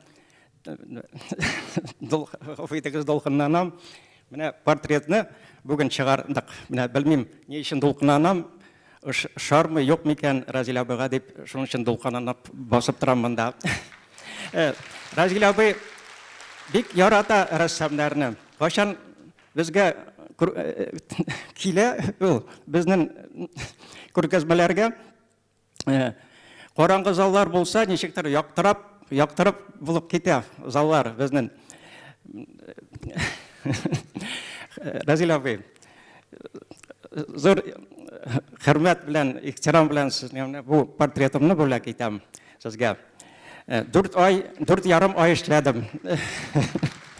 Актык ныктаны Разил абый әле күрмәгән иде. Менә бу диплом турында әле Россия рәссамнары берлегендән бу дипломны күптән инде жата ул миндә. Мин әйтәм, Разил абый, кайчан тапшырып микән, тапшырмы сезгә? Ул әйтә, ну, җае килеп чыгар әле. Менә бүген җае килеп чыкты. Разил абый, менә бу дипломны сезгә, менә бу картинамны бүләк итәм. Тапшырам белән бүләк итәм. Ошадымы, юкмы?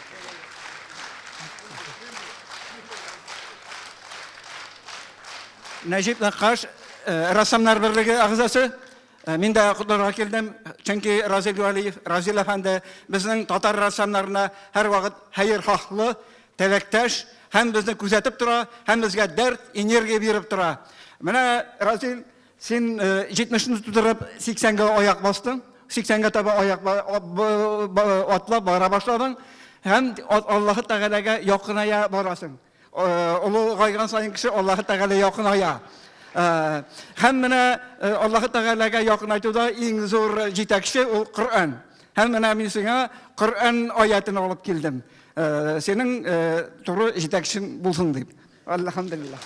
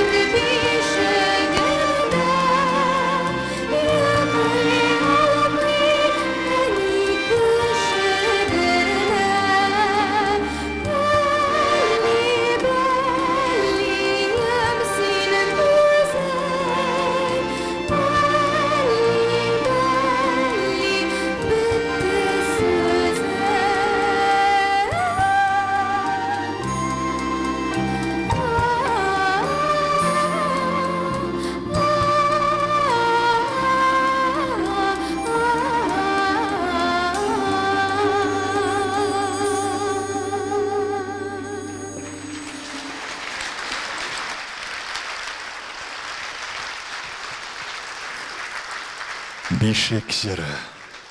Разил Вәлиевнең җыр моңа тартылуы мөгаен әнкәсенең бишек җырларыннан башлангандыр. Әллә шуңамы аның иҗатында туган як, туган җир хисләре аерым бер моң белән эретелгән. Бүген Разил Вәлиевнең гомер бәйрәменә туган җиреннән якташлары да килде. Якташлары исеменнән сүз Бөтен дөнья татар конгрессы башкарма комитетының Түбән Кама районы җирле бүлекчәсе җитәкчесе Рөстәм Мәҗит улы Ганиевка Һәм Түбән Кама районы хакимияте башлыгы урынбасары Далгат Казина Эльвира Рәфкать кызына бирелә. Рәхим итегез. Кадерле дуслар, хөрмәтле Разил Исмагилович, 2017 ел Рәсәйдә, Татарстанда экология елы булып кабул ителде. Безнең Түбән Камада 2017 ел Разил Вәлиев елы булып әйтергә була. Чөнки ел башыннан ук балалар бакчаларында, мәктәпләрдә, китапханәләрендә төрле кичәләр, конкурслар, викториналар оештырылды. Барысы да алар Разил Исмагиловичка багышланган иде. Инде азактан бу күп мероприятияларны йомгаклап, Түбән Каманың иң зур залында, халык иҗат йортында без Түбән Каманың Инҗе бөртеге җидегән шишмә кичәсен Разил абыйга багышладык. Ул кичәдә бик күп җылы сүзләр әйтелде. Теләкләребез җиткерелде, аларны кабатлап тормыйм. Разил Исмагилович, без сезне белән горурланабыз. Сез безнең якташыбыз, сез безнең депутатыбыз. Без инде ничә еллар сезне республикабызның дәүләт советына депутат итеп сайлыйбыз. Сез безнең туганыбыз, сез безнең Казанда үз кешебез. Разил Исмагилович, сезгә алдагы көннәрдә uzun ömür, şiksiz бәхет, ныклы сәламәтлек, иҗатыгызда уңышлар телибез.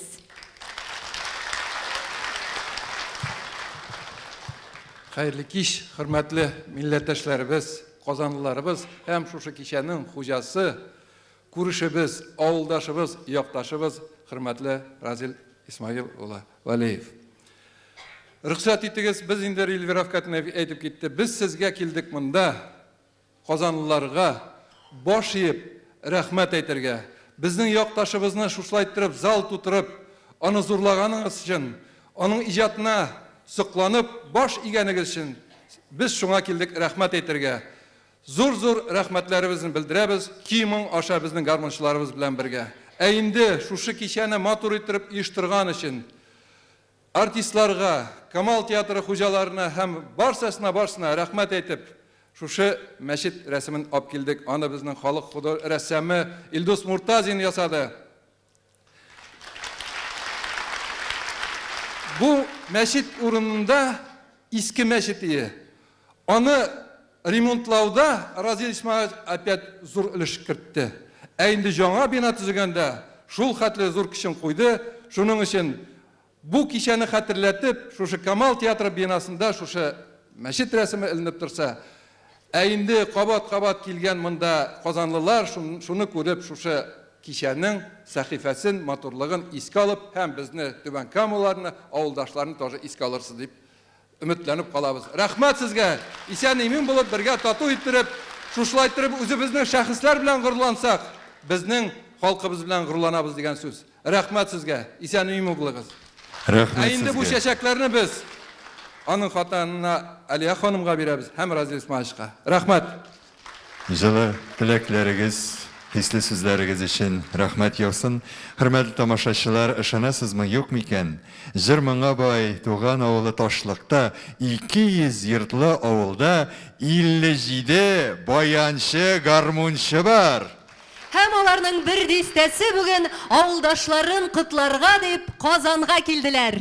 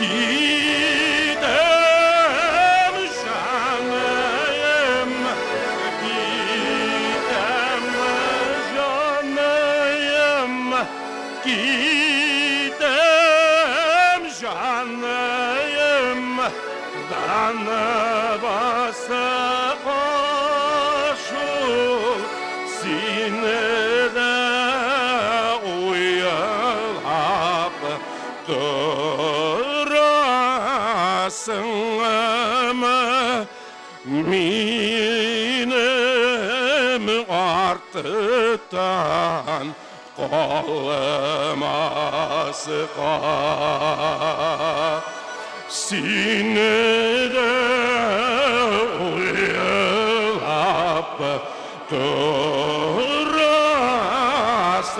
mı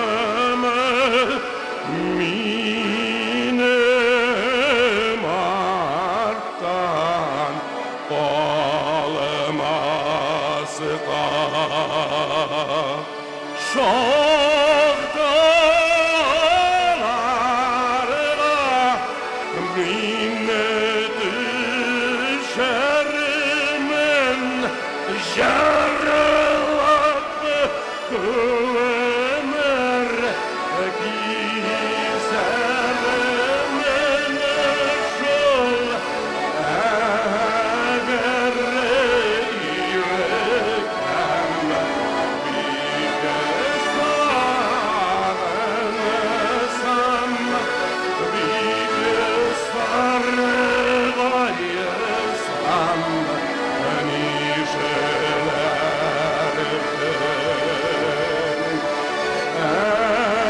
eğer yürekem bir kez sarılsam bir kez sarılayırsam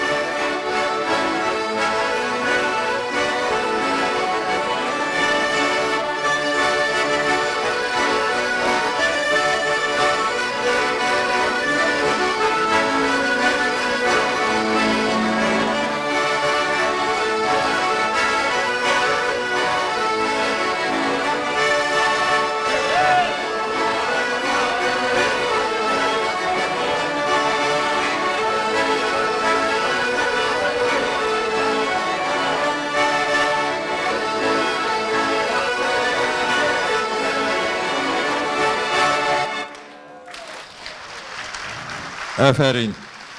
Шынлапта, Разил әфәндінің туған яғынан бик күп талантлы шығышлар шыққан. Алмаз Хамзиннің сіз барығызда танығансыздар, яратып тыңладығыз. Әлі шуның белән бергә Тукай премиясы лауреаты танылған рәссам Әхсән Фәтхетдинов та бар. Шулай ук язучы Зөлфәт Хаким, Мунча ташы сатирик театры җитәкчесе Гамил Әсхадулла һәм башкалар.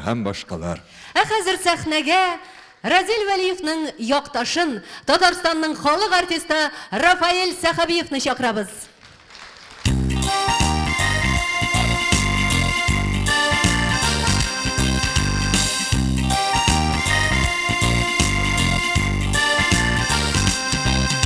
Чыкты минеш буйыма, суда таллар кыйыма, синде бүгін тал янына килерсің күк тыйыла. Ахин шинеш, қалымны минен білеш, син диңгезнең кушагында, мин талда ялгыз килеш. Ахин шинеш, қалымны минен білеш, Bizden kuşağında min kalta yalnız gider.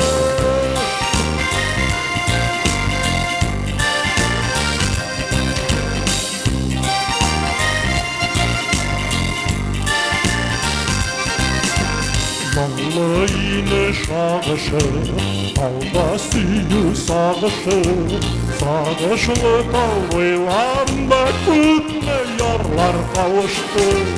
Akın şine, halimni minem bilir. Sendin bizning kuşağında, min talda yalnız gelir. Akın şine, halimni minem bilir.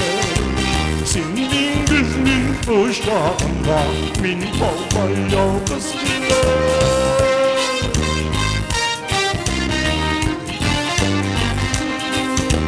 İniş duyu dalgına, kuşağına algına.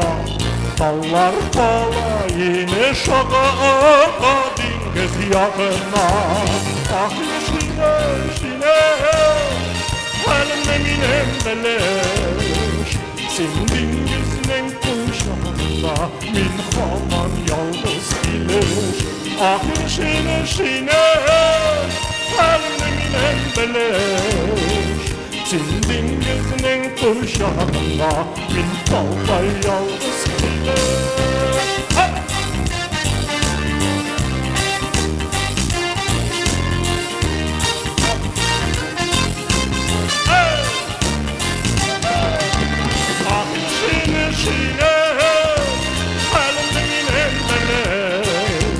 Sendin bizning kuşağında, min talda yalnız gelir.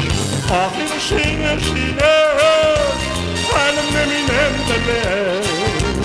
Sendin bizning kuşağında, min haman yalnız gelir. Sendin bizning kuşağında, min haman yalnız gelir.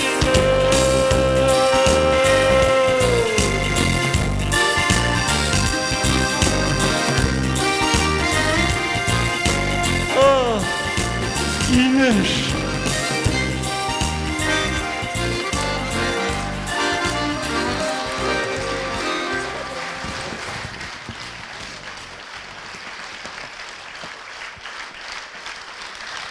Жыршы шағира Гүлшат Зайнашева да Разил Валиев ижадына сықлануын білдіріп, бұлай деп язған еді.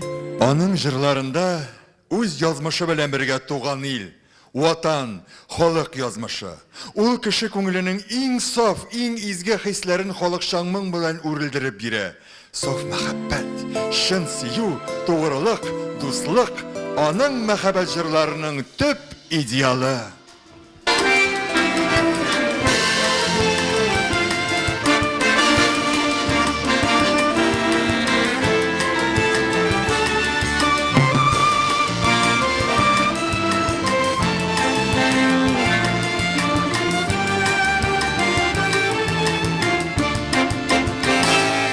Şahra yazmışım avazı, aylarına iltesiz yolları.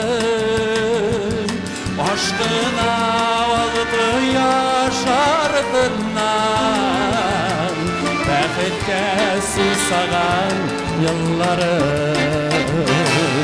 Uçradı bəxtli yoldaşlar, İşittim vəğdələr yalğanlar. Hislərim yıldızlı gişlərim, məngəgə avulda qalğanlar. Diyərək hayalım ardından, dünyanı min qabat duradım.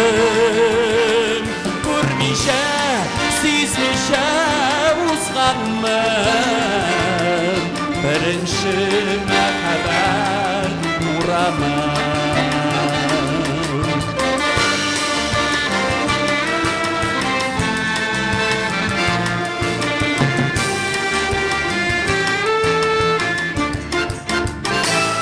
Şahıra yazmışım avazı, dünyanın min qabat uğradım. Kabul et min qaytam yağadan, birinci məhəbbət uğramım.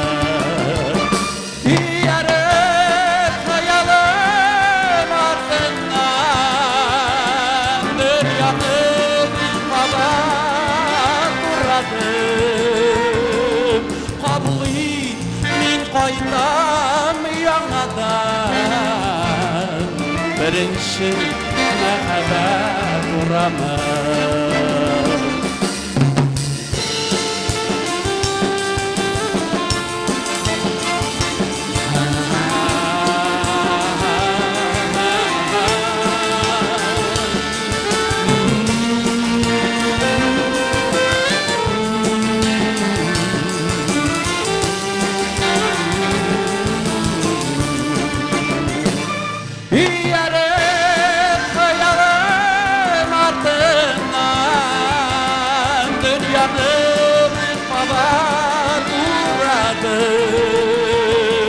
Kabul et, min qaytam yanadan birinchi muhabbat uraman.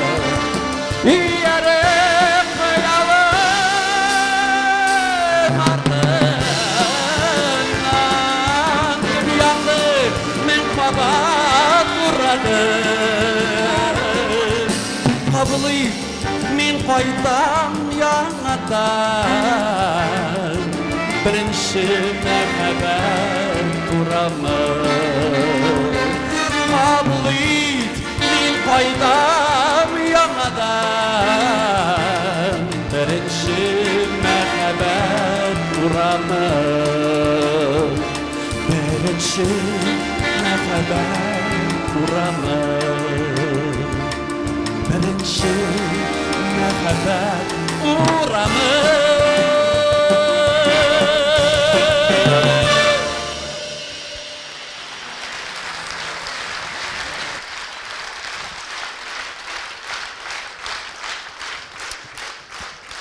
Әйе, ижад кичәсе ул әле гаилә бәйрәмиде. Разил Вәлиевнең кызы Сөембикә, анаклары Җәмилә белән Камилә һәм туганнары да бүгенге матур бәйрәмнең шаһитләре. Разил Вәлиев медицина фәннәре кандидаты Алия ханым белән иң таянып 50 ел гомерен узды. Ул аның тормыш юлдашы да, гаилә учагын саклаучысы да, рухи таянычы да, бик күп әсәрләр иҗат итәргә рухландырган илһамчысы да. Алар бу тормышның борчу мәшәкатьләрендә, шатлык куанычларында бергә кичерәләр. Һәм бу чәчәкләр сезгә, Алия ханым, Разил әфәнде белән бергә балаларыгызның, оныкларыгызның бәхетен тыйып, күреп, озак еллар бергә яшәргә язсын.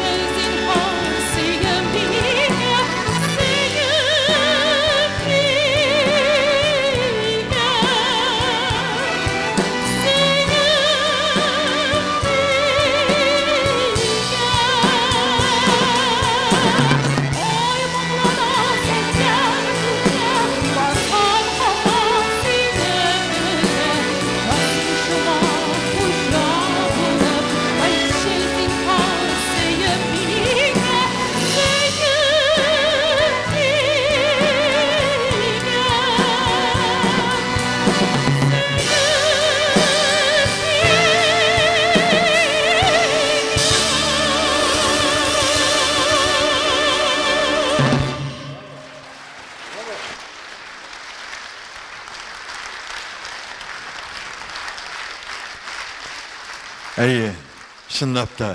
Сібірдәме, Урал аръягындамы, Хельсинкидамы яйсә Түркиядәме, Австралия яйсә Америкадамы, татар яшәгән һәр кыйтгада Разил Вәлиев җырлар яңгырый.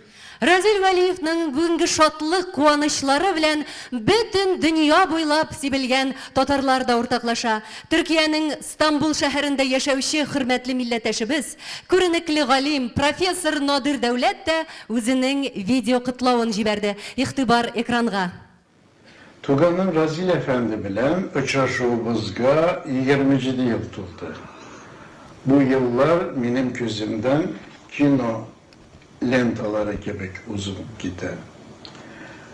Biz birge baytak işler başkardık deyip eytalım. İnkiminde o benim 3 kitabımı basıp çıkardı. Biz Milli Kitaphane'de anın bölmesinde Tatar ziyalıları bilen uçraştık. Görüştük, meslehatleştik. Tatar için kaygırdık. Hem şu kaygı, hasret Razil Efendi'nin bütün ömrünü kapladı. Şu 27 yıl içinde ben Razil Efendi'nin işkendiklerini küzetip vardım. O Tatarca söyleyip, Tatarca nutuklarıydı, Tatarca kitaplar çıkaran, Tatarca şiirler yazan, barlık eşi Tatarlık durumundaydı. İl içinde de, çit illerde de gel Tatarını vekillik etti. Eğer de gelecekte bu ağır şartlarda Tatarlık için kim işledi desek, şimdi bir isimlik düzülse, şiksiz Razil Efendi şu isimlikten aldığı urununda cer alacak. Bana şu kıymetli dostum Razil Efendi'nin jubileyi onayı bilen bir nice söz etmekçi bulgan idim. Ana maktalıklarına maksat değil, çımbarlıkını söyleydi. Min Razil Efendi'ne şulay tanıyım, şulay bilem. Şu sebeple de ana gelecek durmuşunda da umuşlar dileyim, bəxtlər dileyim.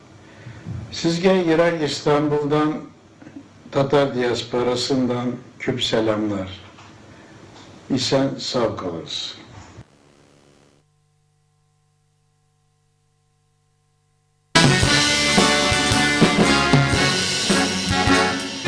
Balalar uydular, soğuşava uyanır.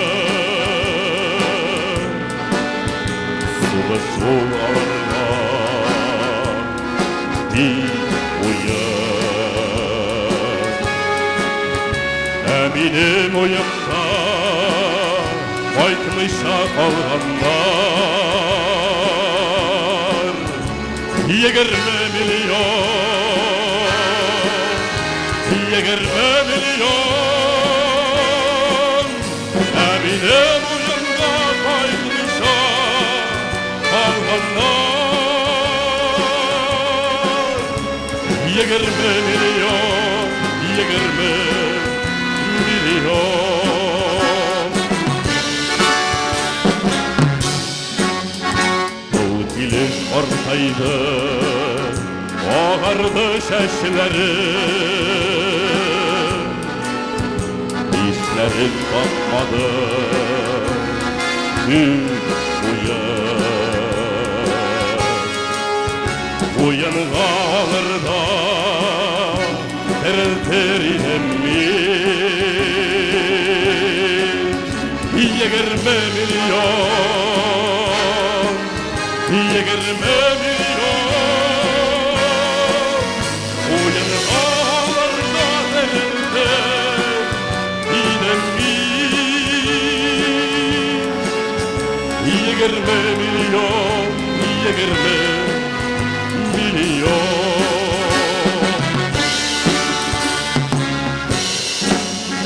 Yaz çitleşti dağlar Kan düzülü şeşekler İşlerim kalkmadı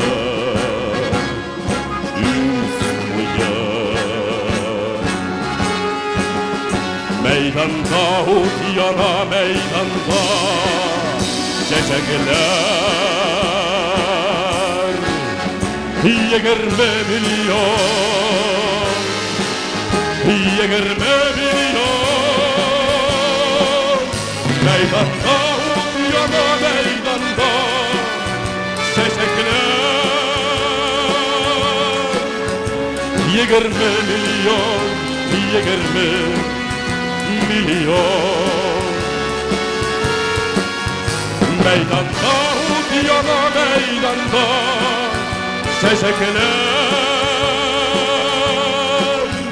20 milyon 20 milyon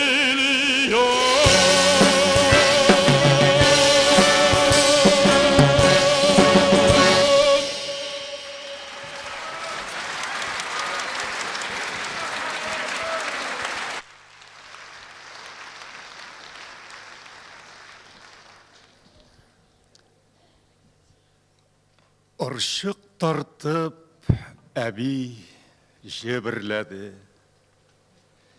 Ірли-ірлі жырын жырлады. Ян бәйләгән қабам құяш кебек. Ыршық жебін құяш нурлары. Әби, сенің истәлекне нишек кенә инде яңартыйм. Кулларымда синең серле дисбең. Күз алдымда жылы миш артың. Минем әткәй синең шахтер улың Зур Исмәгыйль аның исеме. Күчтәнәшкә җимеш алып кайткан. Төшләреннән җыйган дисбеңне. Шул дисбеңне тартып ялваргансың, нык булсын дип шах титрәве. Теләкләрең кабул булган синең, әле дә тибә әткәм йөрәге. Сугыш килгән, шул дисбеңне тартып, син озатып аны калгансың. Күз яшенә манма сүзләреңне ишеткән тик яшел намазлык. Әткәй хәзер телевизор карый. Алланы ул бераз оныткан. Тик шулай да сине онытмаган. Кабереңә кайын утырткан. Күз яшьләрең сеңгән намазлыкны яшереп куйган сандык төбенә. Искә төшкән сайын алып карый. Ул кадәр үк күфер түгеллә. Кулларыма тотып серле дисбең, миш артында уйлап утырам. Миш җылый да җылый. Әллә инде ишенә кайгы кереп утырган. Йорт салыгыз, уллар үстерегез. Бәхет кирсен дидең иләргә. Насип булсын дидең туган җирдә буразнага ятып үләргә. Иген чәчмим, әби, ачуланма. Бер җил куар шунда. Җыр язам. Ә җыр язу шул кадәрле авыр. Җибәрми ул алса бугаздан. Дисбең исән. Күрсәң иде, әби, дөнья хәзер ничек үзгәргән. Ә мин һаман тугрылыклы сиңа дисбе тезәм, әби, сүзләрдән.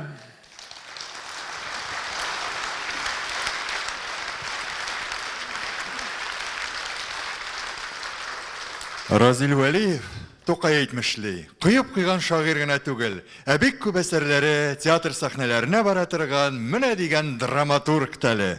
Аның сәхнә әсәрләре өчен язылган җырлары да озын гомерле булды. Әйдә барыйк кызлар карык музыкаль комедиясеннән Луиза Батыр Болгары иҗат иткән Кышкы учак дигән җырны хәтерләребездә кабат яңартыйк әле.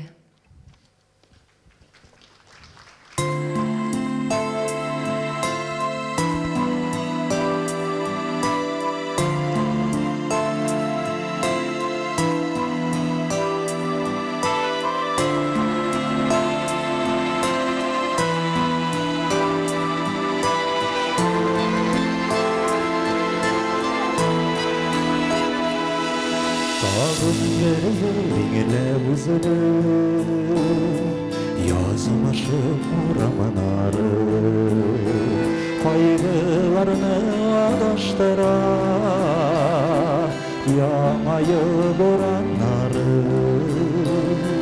Yamayı buranları Yava karlar, yama karlar Yana yılının karı yava Kar üstüne de uşak gülüm Yeşillik yıllarım yana Yava karlar, yana karlar Yana yılının karı yava Kar üstüne de uşak gülüm Yeşillik yıllarım yana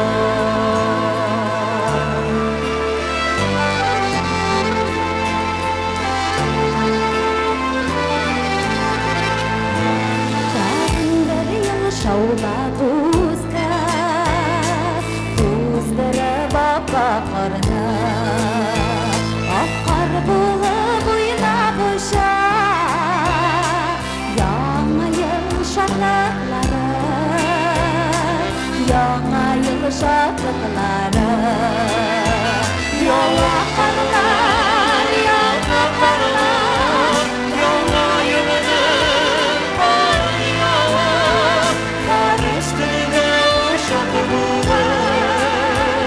Yaşlık yollarım yana Yava karlar, yana karlar Yana yılının var yava Kar üstünde uşak bulur Yaşlık yollarım yana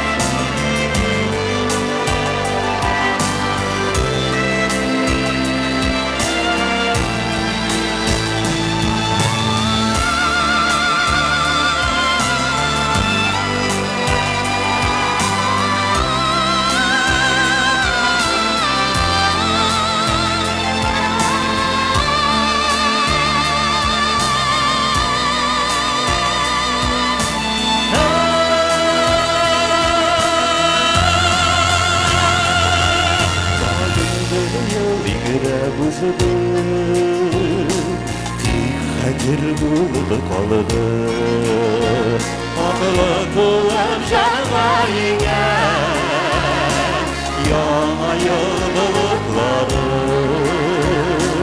Яңа ел болытлары Яңа карлар, яңа карлар Яңа елның бары ява Кар üstünde uşak bulur Yaşlık yollarım yana Yava karlar, yana karlar Yana yılının bari yava Kar üstünde uşak bulur Yaşlık yollarım yana Kar üstünde uşak bulur Yaşlık yollarım yana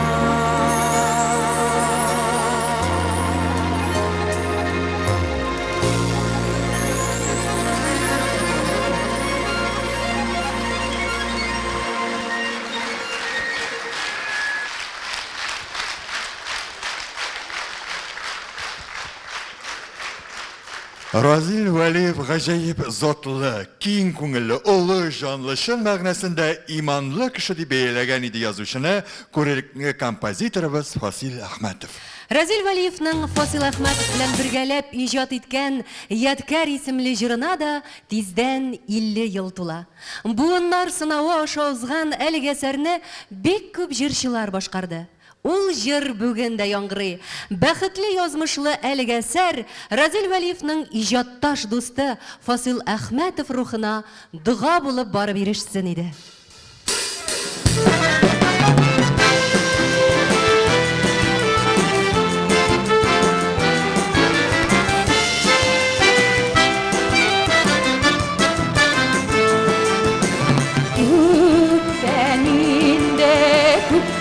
Uçraşkan yok, hatırlayım sizi birge şaklarına. Günlerine yürüyen tatlı sağız, kul şaklarına mamla yeter. Günlerine yürüyen tatlı sağız, kul şaklarına mamla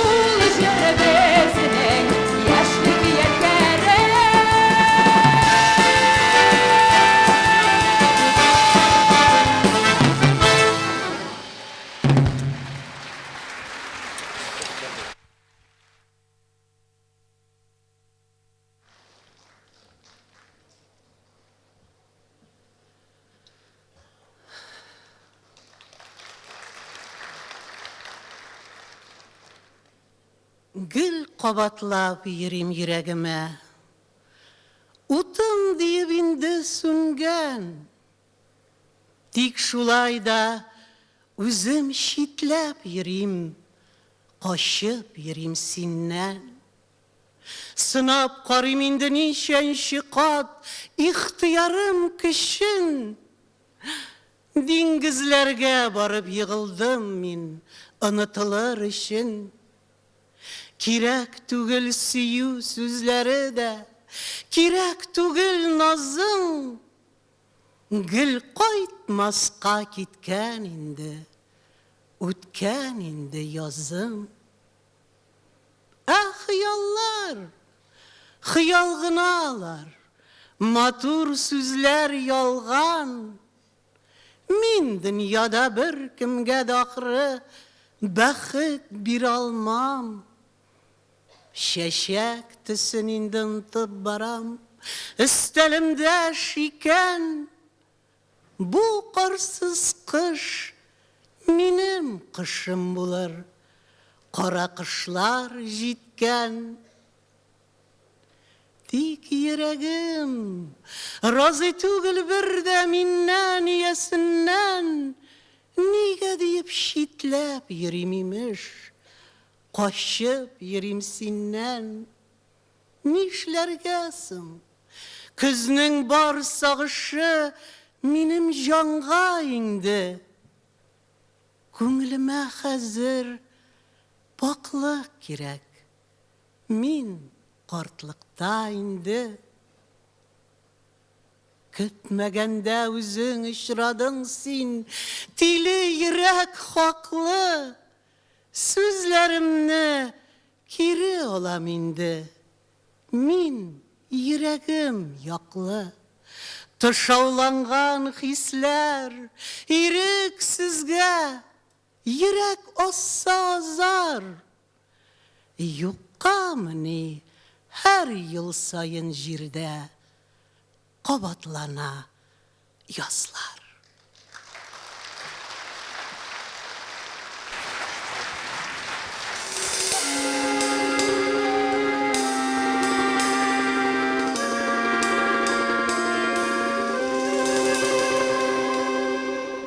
Karlar yavar Hazan kanına, Mınarine kalma köngülüme. Peytesine bugün bütün dünya seyreşin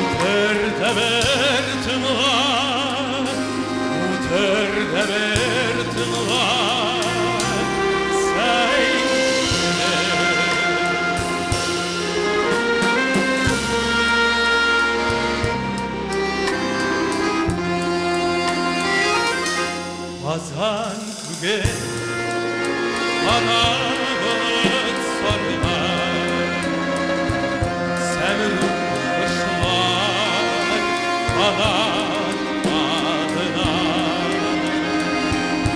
Yürek tavlar yarısı seydaş canı, vardı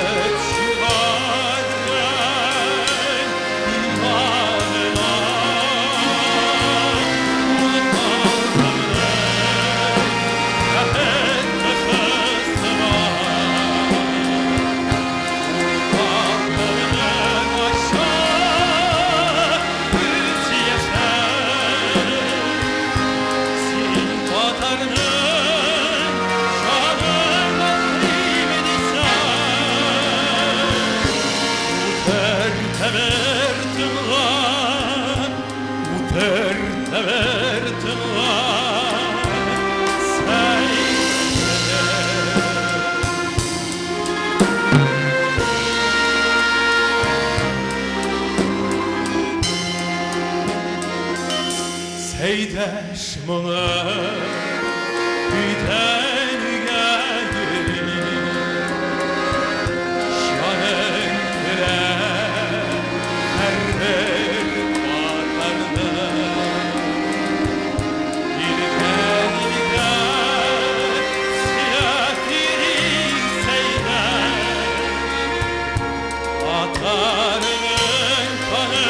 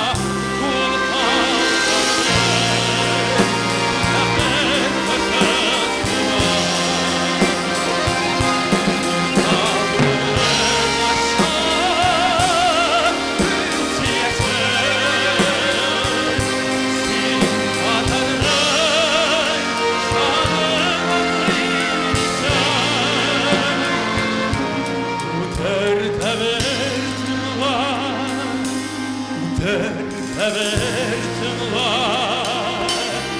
saydaşına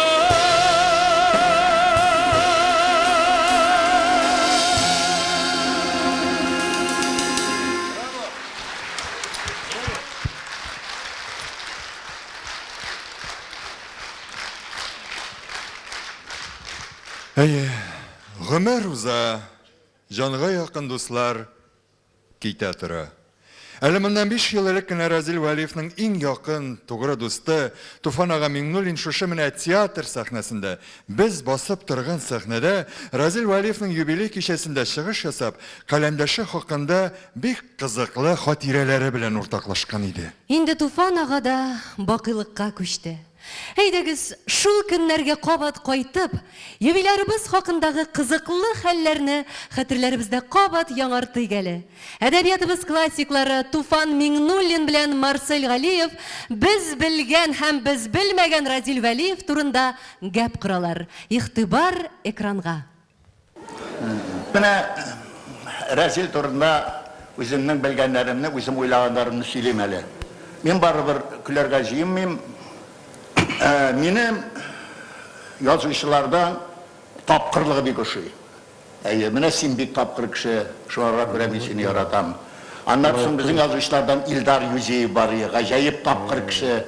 Менә шушлар арасында безнең Разилдә гаҗәеп тапкыр кеше. Менә шушлардан минем берничә истәлегем бар. Аны бер истәлекне син сөйләсең, берсен мин сөйләрмен, шулай итеп эшне кырып җибәрик. Пен клубның Dünya күләмендә шу язучыларның бер оешмасына конференцияга бардык Берлинга. Берлинда бик матур карап йөрибез. Бөтен урамнарын, йортларны карап, сакланып йөрибез. Бер вакытны Разил карап торып уйлады да әйтте. Әйе, Туфан абый, безнең әтиләр монда килеп тәртип урнаштырып киткән диде.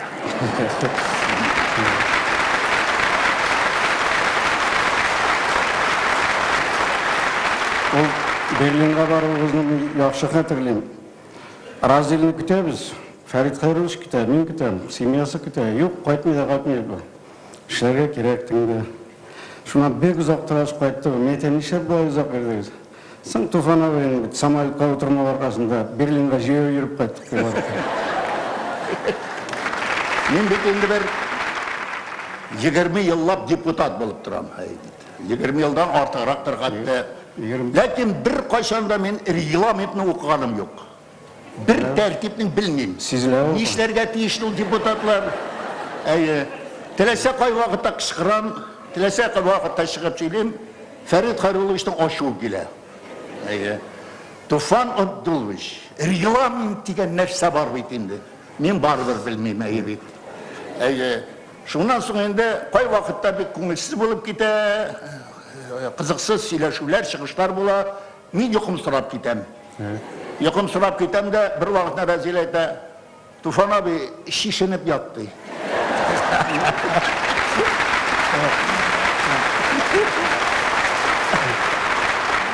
Разил Вәлиевнең никәше бар, үзе кебек җыр телле, күрәсең, аларга мондай юмор теле зур Исмагыйль абыйдан әтиләреннән күчкәндер инде.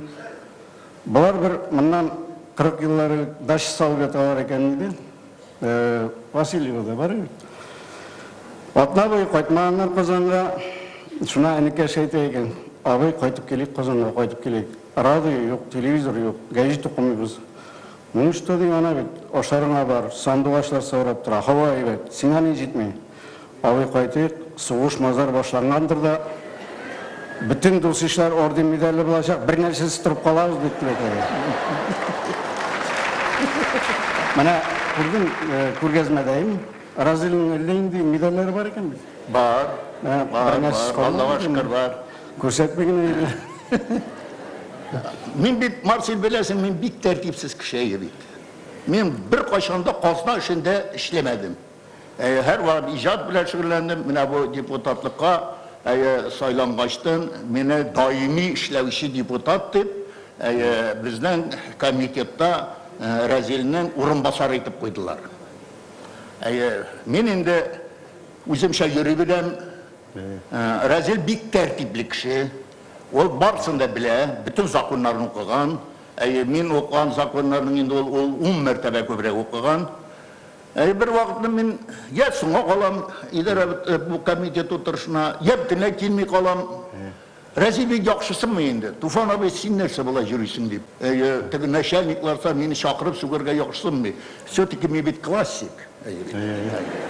Shundan so'ng bir vaqtda bu menga aytdi. Tufon abi sen bulay o'zingning qo'yda ishlaganingni, men uyushmadan xizmat qilganligingni bilasizmi sen? Mana menga shu jita qoldi. Shundan so'ng men eng kemida bir 3 oyga tartib bo'lib yurim da tag'in intilam. Mana shu ishlar aytib, bir qachonda Razil nenda qoti berilib, kishini ranjita turgan so'z ayta bilmaydi. Motorgina aytib, hatto mana meni da bo'ysundira. Meni endi Najiba bo'lib, Najiba da bo'ysundira olmagan kishini Razil bir so'z bilan aytib bo'ysundira. Ana Мына айтқан Насыр Ғалиев бек қибатлы массажға үйрейдіген әбін. Бұл айтқан, өміріңіз айтырға атырыша жігет деп етеді.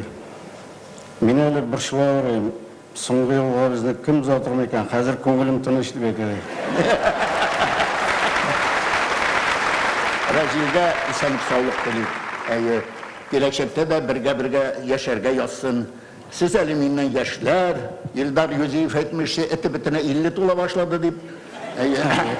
Şu anra göre onlarga insanlık sağlık dileyip, birge yaşarga yazsın, birbirimizini anlap, fikirdaşlar bulup, biz bulayda yakın fikirdaşlar, ama lakin bizden bir her vakit aytatırgan aybir, biz yazmışlar, bütünümüz fikirdaşlar. Bizden orada milletimizge karşı işlegen bir kimde yok. Biz barımızda milletke hizmet ederiz yaşayız. Razil'de insanlık sağlık. Haydi.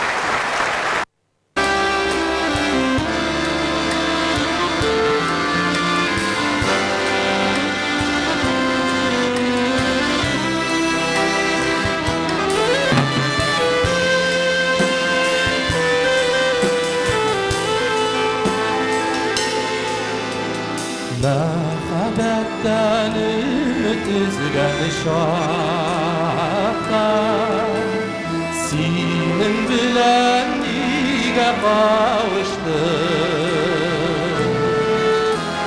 Muhabbetten ümit üzgen şahta senin bilen iyice kavuştum.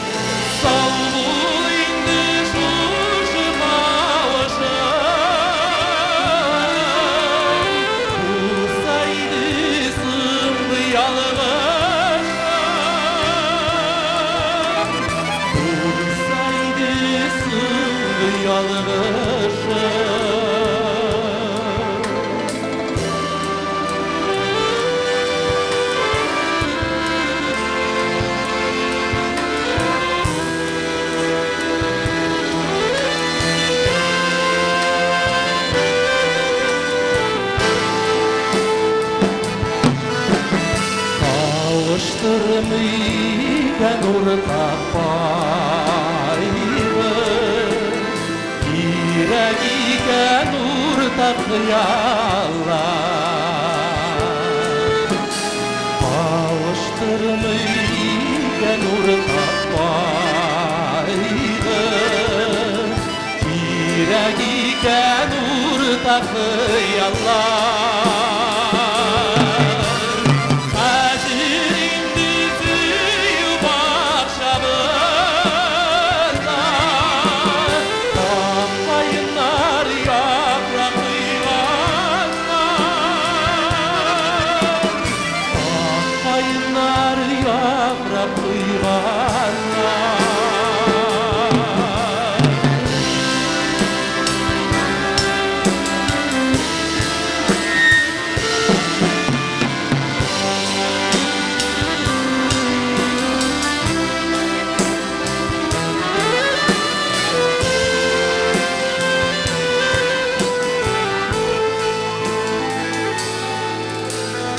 Kişilerge yaz getirgen suyun Mima bir de bizler sağışın Kişilerge yaz getirgen suyun Mima bir de bizler sağışın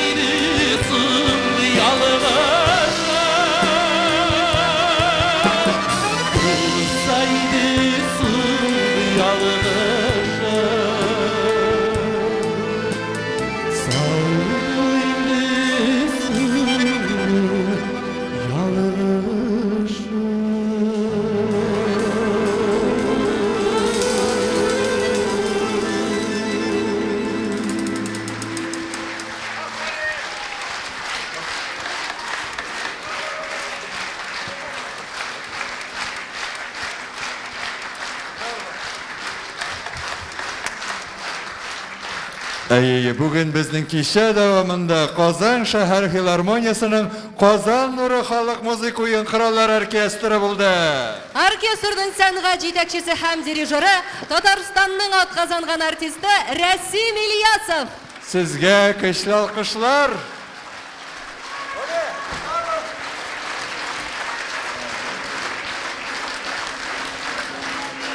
Разил Валиевның композитор Рәшит Абдуллин белән иҗади дуслыгы үзе бер тарих.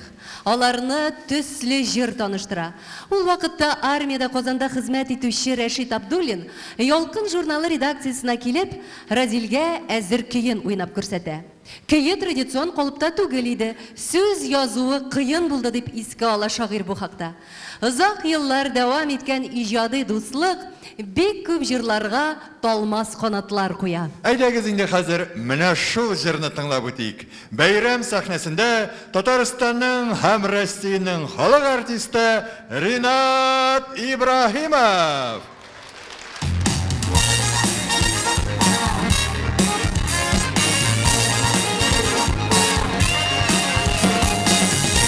Niye күккәй сайын Зәңгәр гүл зәңгәр Сагышлы зәңгәрлек Сибелә күзләрдән Сөзсәң синәгәрдә Сагыш бар зәңгәрдә Зәңгәр күк зәңгәр күз зәңгәр моң Мәхәббәт сагыштан тыра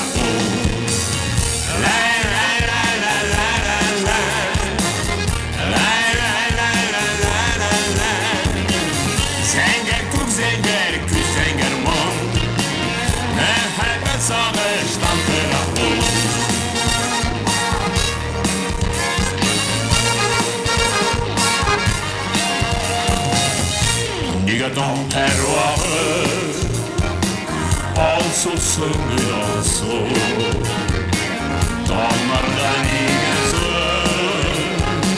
Her vakit yamansın Sen sine gel de Tam aldın meğer Olsun tam olsun yüz olsun mu Mehebbet şatlıktan teratür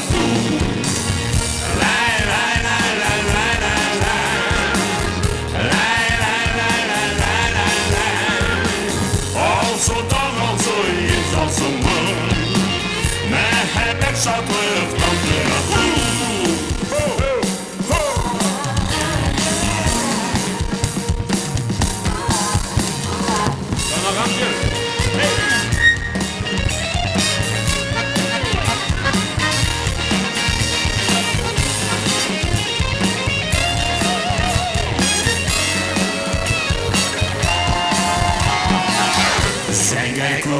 Sultan yaktı gün taratın Sininin ahırısı Mengene tarattın Tezlerini tarattın Min seni yarattın Sininin behret gelken yol Savaşlı şartlıktan tarattın Lay lay lay lay lay lay lay Lay lay lay lay lay lay lay Sinir behret gelken yol Savaşlı şartlıktan tarattın Hey hey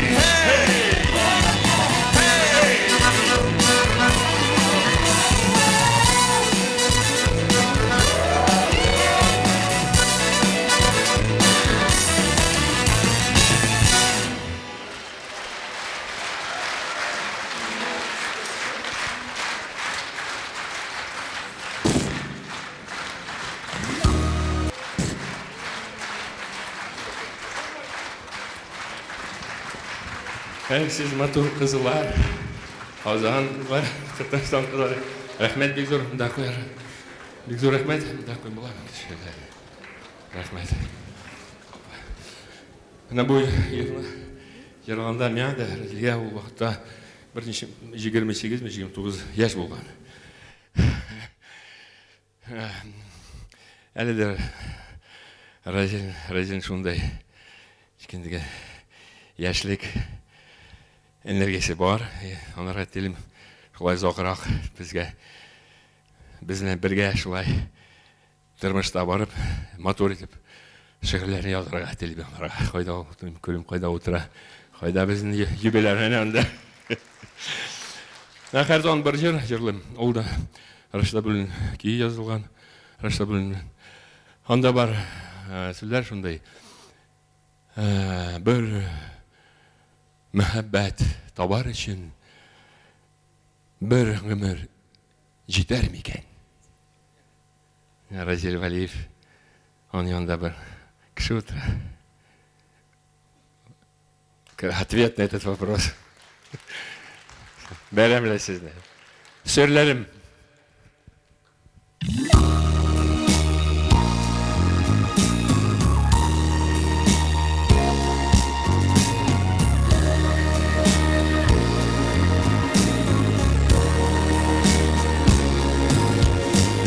Yarlarına kilip gitgeç Dolğunlar tınar miken Sırlarımını söyler idim Ol yine tınlar miken Sırlarımını söyler idim Oğlum yine tığlar miken İngillerine kimler kişer Kanatlı kuşlar miken İngilizlerinin iki yarı Bizning yazmışlar miken İngilizlerinin iki yarı Bizning yazmışlar miken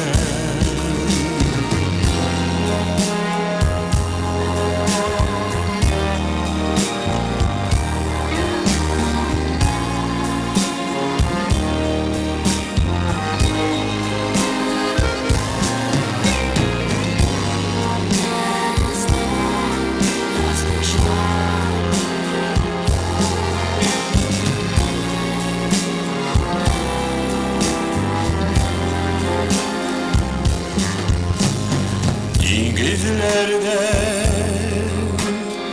davul Günler öter miken bir merhamet barışı bir ömür yeter miken bir merhamet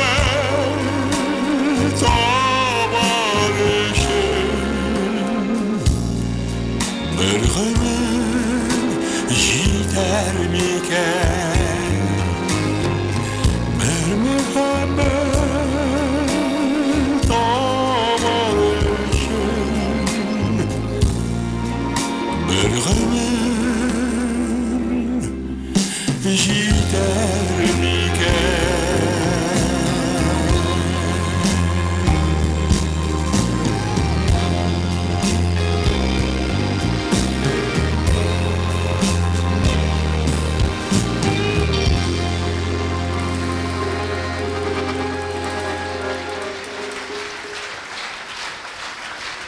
Бәхетле, яқты ел сізге телем. Бек зор рахмет, достар.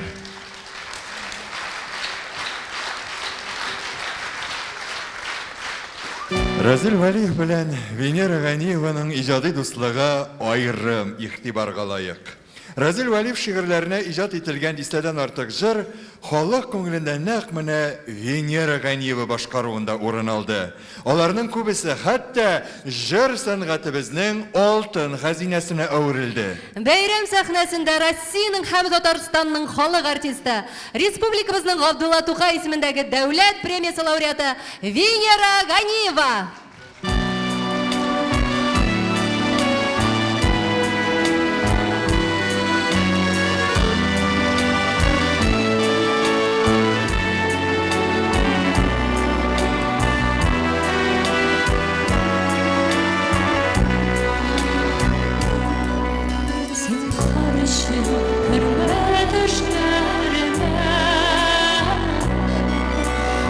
Gitsin kumdan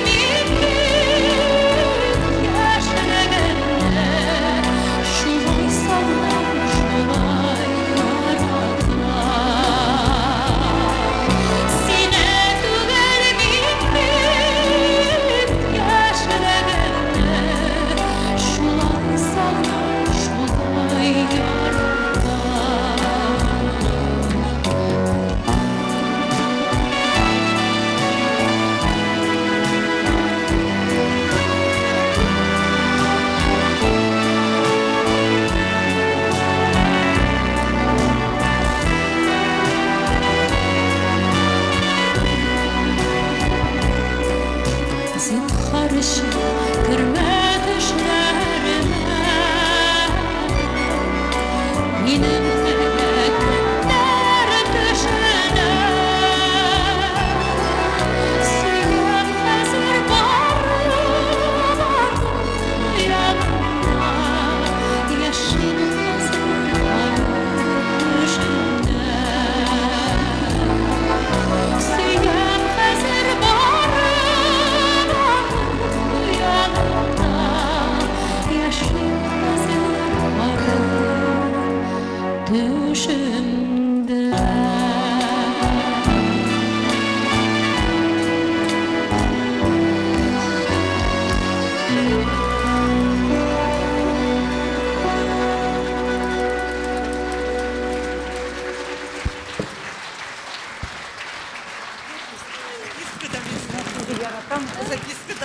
Записка. Рахмет. Матур. Рахмет Биксур. Разил Исмакилович, siz benim yüreğimnin türünde şair bularak, şahıs bularak hem en yakın dostum bularak sizin ornunuzu alıp turasız. Şimdi Qozon uramlarından uzak yıllar birge o'targa nasip bulsun. Birge o'tib Qozon uramı.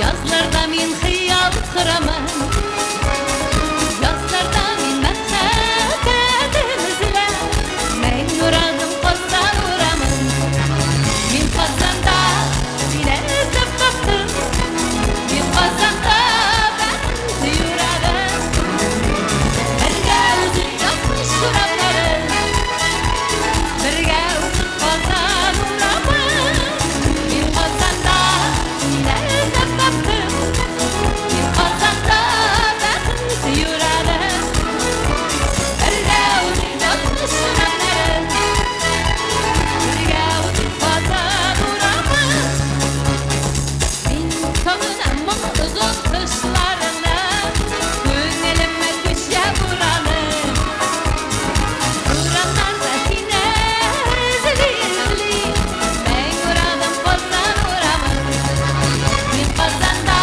seni izlab topdim Men Qozonda baxtli yuragim Birga o'zing yoqmish suratlarim Birga o'zing Qozon uraman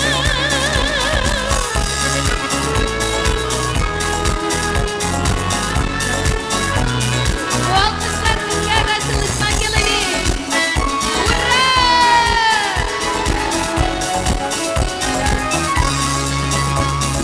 Men yaratsam жылы şeylerini Şeylerden men yomg'ir so'radim Sog'ishlarim meni yumasmidi Men yuragim Qozon uraman Men Qozonda seni izlab topdim Men Qozonda baxtli yuragim Birga o'zing yoqmish suratlarim Татарстан Республикасы һәм татарлар турында тулы мәгълүмат.